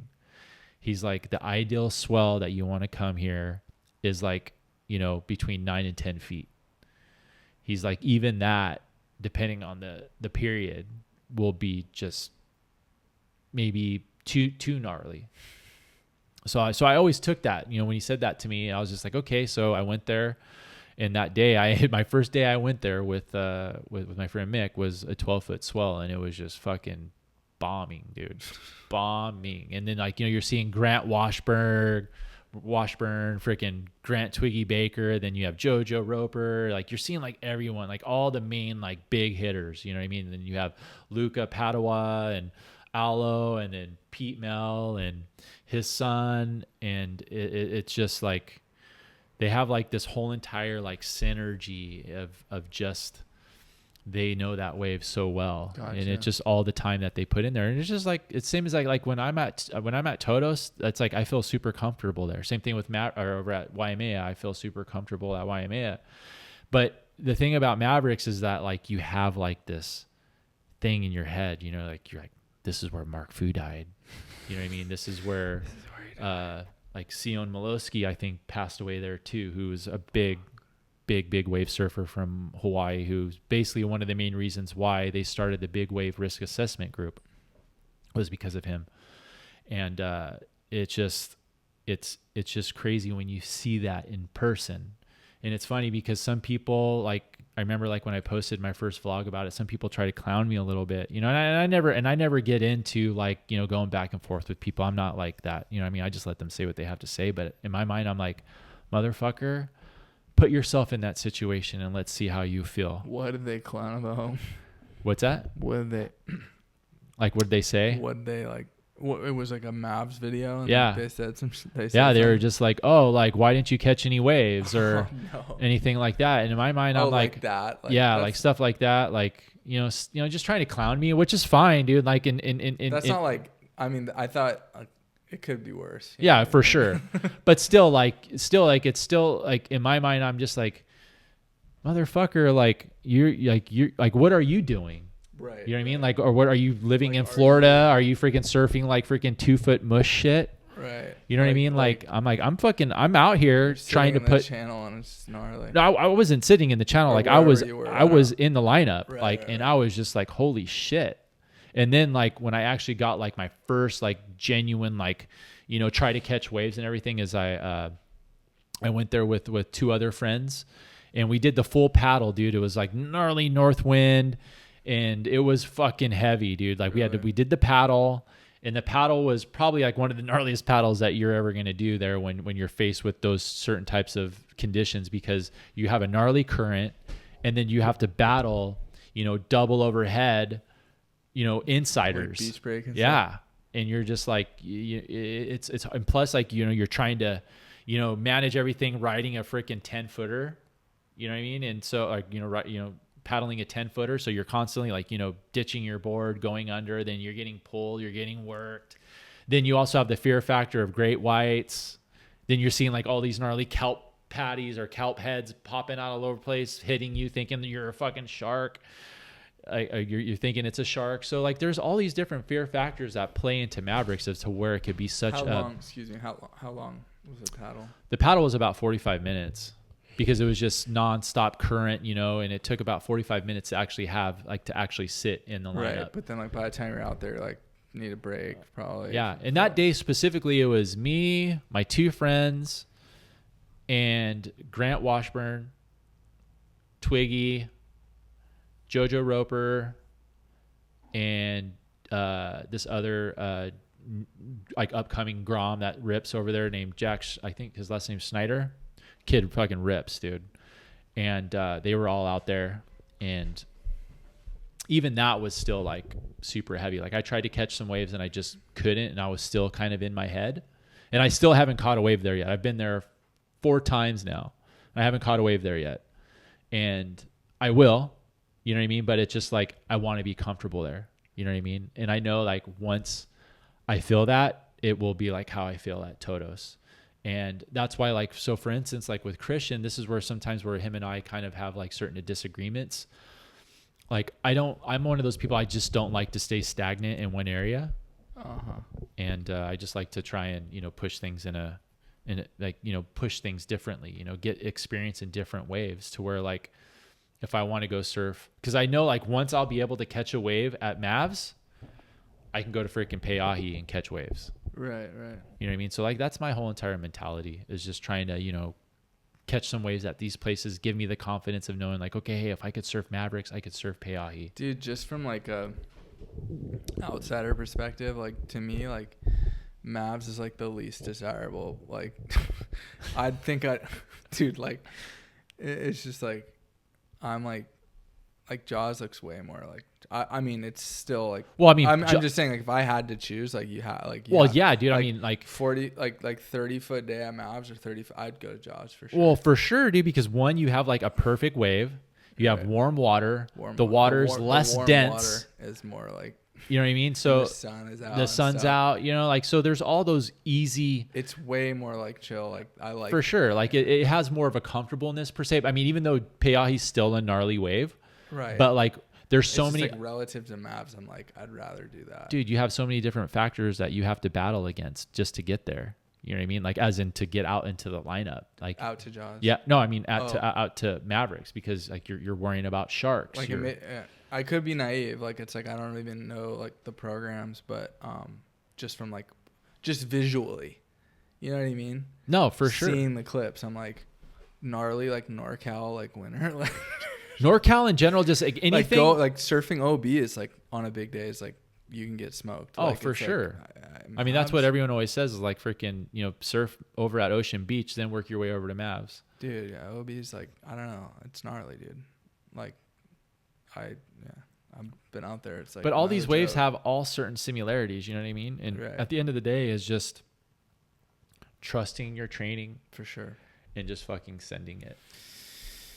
That's super sick. I'm stoked for you, man. And I'm stoked for hopefully- you. Thanks, dude. I'm so stoked. I mean, if anything, appreciate you're like if anything, what's been awesome is just like us just talking totally and like you're just so like fired up with everything, even for you too, because like you're like, you've always, you know, I remember like when we met each other over at Sunset, like I remember like you were so fired up that day. Like, and that day was super fun, dude. It was like super, like winds were good. It was like super, like, even though there was some size, it wasn't like macking, but there was some size. It was fun. But I think I might have just like gotten my first wave at Sunset ever. I don't know. Like I don't remember when that was exactly. But like, no, you were stoked. We freaking rapped for like almost 45 minutes. Sick.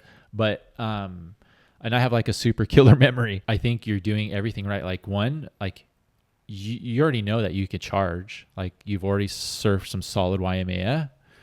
And like you're totally capable of everything. I think now, just like what you should do, this is just my perspective, is you're doing everything right, like within the gear and stuff that we've talked about that you're gonna be getting, hopefully, or it's coming, is just start training a little bit differently. Like, yeah, surfing is great, but I think surf training is completely different. Like surfing every day is completely different than like being like, you want to be physically fit, you want to be strong. And because the beat downs are, and you've experienced the beat downs are fucking not friendly. And when you have that strength and when you have like that lung strength, it gives you a little bit more confidence in what you do. So when you actually take that wave, you're not going to be like, oh shit, like all the training that you put into yourself when you're put in that situation, right. You're just going to be so chill. You're like, okay, this is why I've trained. This is why I do everything. And one thing too that I want to tell people as well is that, you know, big wave surfing is expensive. It's a fucking investment.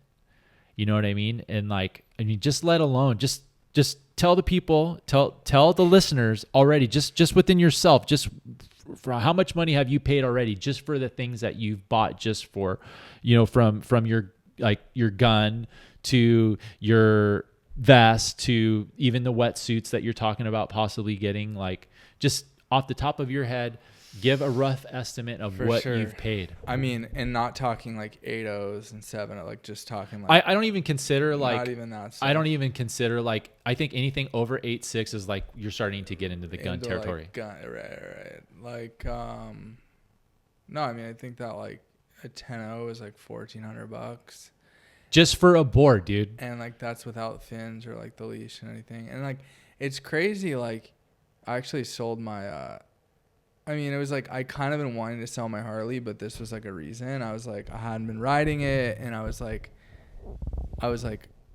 this is kind of a good reason. Like, I don't, you know what I mean? Like, yeah. I just hadn't been riding it, and I was like, you know, and so, and then like I guess like a vest, like I don't know, like I surfed without a vest and it was fine, but it's sort of like one of those things where I'm like, if it's like actually 30, like proper 30 plus, like it's like. Everyone has them, like you should have one. So like those are like $1,000. Yeah. So that's like 1,400, 1,000. So you got 2,400. And then like you for sure like want like the prime suit if you're gonna be in like cold water and stuff. So like that's another like what, $500-$600. So now you're like almost at $3,000. Like you want like the nice rubber and everything. I don't know what else is there, like leash, like all that stuff, like kind of like the leash is like $100. So basically, and honestly, dude, like that 10.0, like, I don't know, man. Like, it's like, I'm feeling like it's a little bit like, it's just like, I'm keen to be out there when it's like macking, but like the type of wave, when I hold that thing, I'm like, this is like for like a 40, 50 foot wave. and I'm like, I'm keen, but I'm also like, I don't know, like, I feel like it's really big, dude. And I'm like, I rode that 9.6, but it was like really like, it was a Pearson Arrow. It was like one of Jamie Mitchell's. And it was like really this pinned out epoxy, and it went so good. Well, I mean, you have the epoxy though too, bro, because you have a little bit more float in there, and like. So, but let me ask you a question. Missing that board because it was like such a blade, and this thing feels like huge. And I remember you telling me about like how you were just freaking full on gliding into these things. So like, so I want to know like good. what was it like riding in epoxy like on a gun? Well, the wind that day was like so mellow, and it was just like perfect little 20-foot Waimea, and it was just like, I mean, you know, it was some bombs, but like it just felt so good. Like, well, isn't that so now I'm like, you know, I guess like you get the 10-0, but I'm like, I'm already like, damn, I want like a 9.4. You know well, what I mean? So then here's a rule of thumb. Like if a 9.6, I don't know. Here's my thing. Like if you're like from a 9.6 to 10.0, like 4 inches isn't really going to be a whole lot. Like I think if you're like maybe I think if you got like maybe a 9.4, maybe a 9.5. But then I'm like seeing these guys, like some of these guys are riding like 10.4s and stuff, and I'm like. But everyone like what is it? I was talking to Albie. And I was asking because I reached out to him, and I was kind of curious and asking him a question about some of the boards that he was riding, because I was like, we kind of started talking about like the rocker thing and stuff, and I don't like rocker. No, that's totally fine. And what's funny is like he's the same way. Much. He said the same exact thing. He's like man, he's like my boards are pretty straight, like they're really thin and everything. And he was like, because we kind of like nerded out a little bit and flat, and I was just like kind of blown away about what he was telling me. And then another friend of mine who's also like one of the like a pretty well-known big wave surfer too. When we were in Peru, he was telling me about like his board. I mean, he was riding like a board that was like freaking light as hell, like super light.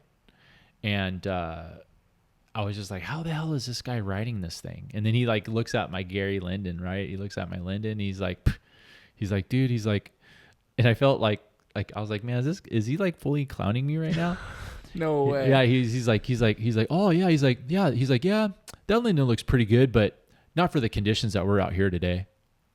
And because it's like a boat, right? Well, it's a 10.0. It was a 10.0. Like I had Gary specifically shape me this board for Pico Alto. Mm-hmm. And Gary is he's a legend, dude, when it comes to big guns and stuff. And the boards that he's given me in the past have worked really, really good, especially like at Todos. Like his Todos guns are like hands down. Like if you're going to surf Todos, you're going to want that board, like his shape. Like it's kind of like how you explain, like you're full on like just chipping into these waves, no problem. And so, I told Gary, I was like, look, like when you shape me this 10.0, I want something that kind of like is going to like feel like a 10.6, but I want it to maneuver and, feel like, basically like a little bit smaller, because, I couldn't take anything over 10.0. And if I did, I'd have to wait, to get it. So anyway, long story short, it was just funny about how he was like kind of giving you shit. Yeah. I feel it though, dude. I like rode this like Lyle Carson stuff. Like I was like, I went over there and there was like one like half Waimea day. It was pretty small, but it was like there was nothing else breaking. So I borrowed one of Remy's like Lyle Carson step decks, and like, dude, it was just like boring. Like it was only 10 foot and it was a 10.4 quad step deck. Like I swear this thing was like 5 inches thick, dude. And I was just like, I felt like I was longboarding Malibu. Like I was just rolling into these like 8-foot Waimea wave, like 8-foot Hawaiian, you know, like, and I was like, this is like kind of boring. Because I mean, I get it, but I mean, it's just like the theory is that like you look like at a lot of the like big big wave surfers. Fun, don't get me wrong. Yeah, and this board was like a piece of art, No, I mean, Lyle I think Carson, like Lyle, I have such a huge respect for that. But it was guy. it was the wrong board, is what I'm saying. Yeah, like, it was the wrong board. It was like it was like a outer reef like board. I would even love him to shape me. Like we've talked a little bit about him shaping me a board and stuff, but I'm waiting for him to come out here in California. Once he does, like we've talked about linking up and stuff, and I'd have him, we talk, and then I'll have him shape it in Hawaii. Sure. And probably just maybe leave it there. That's what I'm going to do with this 10.0. That's one of the reasons why I want to have Paizel shape me my 10.0, take that 10-0 Linden, leave there, and bring that here. I'm already like, I mean, I'm gonna chill back, but it's like the type of wave I'm like thinking about catching isn't like 45 foot, right? So it's like, and when I hold that board, I'm like, I need a 40 foot wave. Dude, you have to. I mean? You have to. So I'm like, I'd rather change the board than the wave. For you sure. know what I mean? Like, cause I'm like, I don't know. Like, that's just like what I've been tripping on. But who knows? Like, I'm down to paddle. Like, I'll paddle that. Like, I'm gonna go take it for like paddles and like cruise and see how it feels. Dude, like, trust me, you're gonna be so fired up on that board. No, I mean, I'm so like, I honestly like, like I've said, I'm a true lover of the paddle axe. Cool. And just the overall shape, everything, because it's very, very like. It's very almost traditional, especially like when you're looking at the beak nose and just a lot of the volume that it has in the chest. Dude. And it does have a lot of rocker. And that was one of the things that Paizel, that John said to me when I told him I want a little bit more tail rocker. And he said to me, he's like, dude, no, because when we were at the board show, I couldn't believe when I opened it up, I was like, no, because I couldn't believe how much rocker it had. We had a full on conversation, like face to face for about 20 minutes. And we were talking. Was there? Yeah, he was there. I was talking to him and like, everything that I explained to him, he understood, and he's like, okay, because at first he's like, do you, like he basically kind of like said do you even know what you're talking about? You know, he's like, are you, like, who is this guy? Yeah, he's like he just kind of gave me that look, and I was like, oh, like, you know, I gave him the whole entire rundown. I told him like, hey man, like I have 2 of your boards, like I love the paddle axe and blah blah blah. And so anyway, so we started talking, and then everything I started explaining to him, he's like, oh yeah, like that totally makes sense. Like we could do this, we could do that. Cool. And so anyway, when we get to the email, right, when I email him, I'm like, hey John, like, you know, what do we got to do to get this thing going? Like winter's almost here. Like I know it's going to take some time. And so he replies back, and he's like, so can you just kind of please explain to me like what the stock paddle axe has that you don't like, right? And so like I'm like, bro, like I just gave you the email, like everything that we talked about and what we want to tweak. Because he's like doesn't want to make it. He probably and that's just the thing, like that's a thing that I don't like, that bums me out. Like, look, like I understand like you're a shaper, and I'm not dogging about your knowledge and especially the people that you worked with, but at the end of the day, like if I'm paying for it and it's what I'm asking for, then if it fucking sucks, then that's my fault. I'm the one that's going to eat the money. Right. You know what I mean? But it's just like, but he's making the board, right? I mean, we haven't like full on got to everything yet. I haven't responded because I've been busy with you know, we left the Totos and everything. So where's everything? So right now, like everything's just been kind of like on a stagnant, and it's only been like it's been like maybe like 5 days since I haven't responded back, because I was in Mex for like 3 days, and obviously like everyday life. But that was one thing that I loved about Lyle though. Like Lyle, like when I talked to Lyle before I talked to John, like me and Lyle like had a really rad conversation. And, you know, he was telling me about like what he would do and like how we would tweak different things. And that's what I love. Like, see, for me, like I'm not knocking on what they do. Like, if anything, like you're the shaper, like you're the craftsman, like what I'm explaining to you, please tell me, like, okay, like, am I in the wrong? You're right. You know what I mean? Like, but he wasn't. He's like, everything that you're saying makes sense, but let's just tweak X, Y, and Z. I was like, fuck, okay, let's fucking do it. Like, right. And that's just the thing. Like, that's the thing that I like. Like, I'm a nerd like that. Even when I was, even in the bodyboarding realm, like I was the same exact way with like when I would have Yamo, who was one of the top shapers for bodyboards back in the day for BZ. We would always nerd out, and I'd say, hey, tweak this, tweak that, and he would. Cool. I mean, bodyboarding, you know, shaping bodyboards is pretty simple. You know, you have your rails, you know, you have your 60-40, 70-30, 50-50, then you have your concave or whatever, you know, your channels and double stringer, single stringer, PU, or and then down, you have your, what is it? Mesh and mesh stringer. Yeah. And all that. And then with surfing, I mean, there's similarities to that too. And, it's just, you know, I just ask people just to hear me out, you know? Right. So, but dude, we've been talking forever, bro. I love it. It's been good. It's been good. It's been good. Yeah, I feel like, I don't know if there's anything, I don't know, I'm stoked to hopefully. Dude, you look so cooked right now. Do I really? Yeah. Well, I went surfing, like had a bunch of work all, like I just like, do I really? Yeah, you look like you're ready to go. Dude, I'm like all fired up still. I'm still fired up. And I worked out, like, dude. thinking You know what's so about funny? these boards, and So, I'm like, oh my god. Like, let me tell you something today, right? So when I was at the gym, like sometimes I'll do this with people. Like I'll like run next to someone, and I'll like David Goggins them. You'll like try to like compete with them. And Oh shit. yeah. So like you want to keep going on this podcast? Like, should we just go? Yeah, 24 hours. Let's just Live stream. live stream this shit. No, but should we just keep going forever? There was this guy First one to tap out. For serious. This is exactly like how it happened. But I ended up kind of wussing out because I had to be here. But like me and this guy were like full on. We started at the same time. And like we were full on running, same pace, like everything was like, and I'm like, dude, like, cause he slowed down for a little bit. And I'm like, is this motherfucker gonna stop? Cause if he's gonna stop, I'm gonna say something. I'm gonna say like, motherfucker, you better keep going, bro, because you're getting me all fired up. I'm David Goggins, your ass. Get back on here. Let's keep on working this shit. Let's do some work. And then like I got to the 5th mile, you know, and he was still going after I stopped because I had to come here. But like I was like, I wanted to keep going, dude. I guess like why don't we wrap up? But yeah.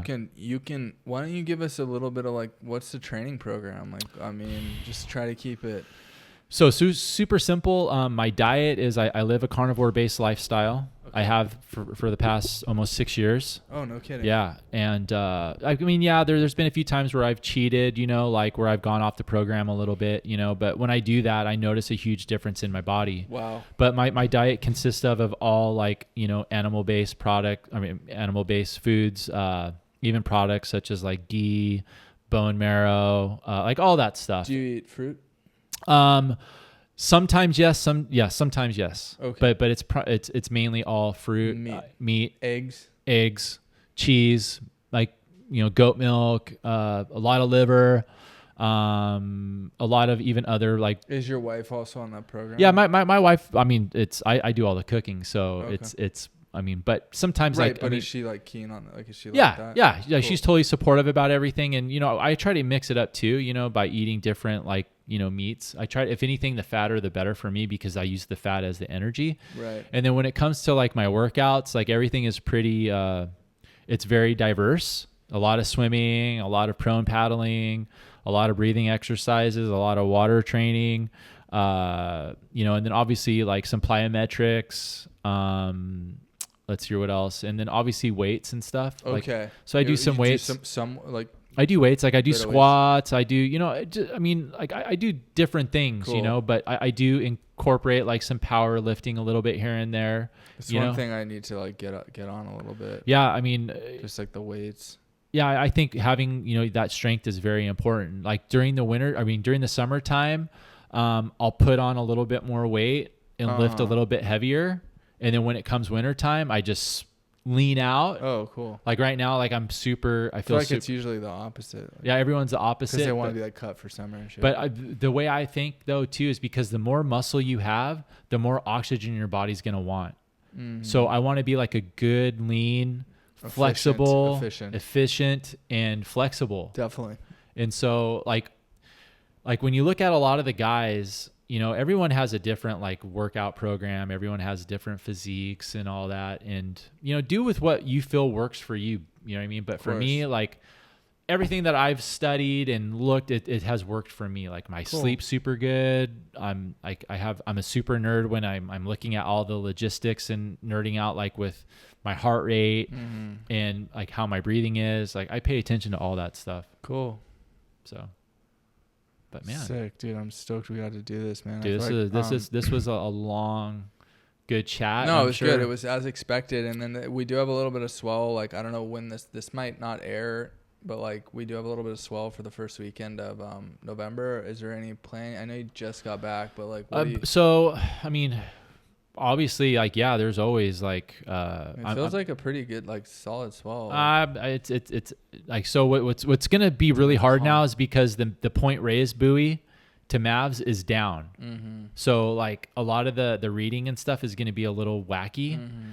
So like yeah, even though there's different other buoys that could be, you know, sending, you know, the content, but the majority of it's gonna be different, especially on the timing of when it's gonna hit like mavericks.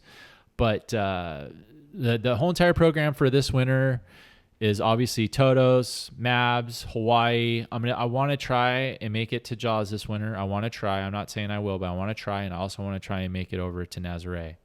Those are like my two things. And so if I was thinking about maybe trying to make it out there like towards the end of November, because I talked to Andrew Cotty, and Cotty told me that, you know, during being there during November is a pretty solid time because you don't have like that much wind. Nazare? Yeah. Okay. Over at Nazare. But mainly just, you know, staying around here, like Cool. Mavs and stuff. And then I'm waiting for like a good proper, like, you know, 12-foot swell over in Hawaii. And then I'll just fly over there and surf like Waimea, maybe get some Himalayas or Phantoms. I want to do a lot of towing this winter, if anything. That was another thing that me and Christian are going to be working on too. So did you get the board? he hasn't got his yet. Okay. I mean, I've had mine forever. So Gotcha. now it's like we're waiting for him. Like we have everything now. He can't just use yours. No, because I'm a goofy foot and I have everything set up that way. Right. And he's regular. But he's been talking to a couple guys that have some skis some tow boards for sale. So hopefully he gets one soon so we can start training and get things dialed. Because dude, there'll be some awesome days over at Todos where there'll be no one there and we could do it there. I mean, dude, when we were there Sunday, it was just me and him, no one else. We ran into Gary, but he was surfing this little inside right point that's on the island. Oh, cool. So he was there with a couple guys, so it was good to see him. So dude, so stoked. Dude. I know we're gonna get a session. Like I feel like we got. Oh, dude, we will, dude, for sure. Hurricane swell, like we hung out a bit. Yeah. And then, I know like this winter we'll get some. So super stoked. Dude, for thanks, it. bro. Thanks for having me. Dude, Thanks sick. everyone for letting me share everything. And if you guys need anything, you could reach out. You could also find me on Instagram, Better Late Than Ever. And then my vlog is Better Late Than Ever. But if you just type in Chris Ray, Big Wave Surf, it'll pop up. Chris Ray, you guys, bodyboarders to big wave surfer. That's right. All right. You heard it here first. Peace. Dude, that was fucking like 2 hours, dude.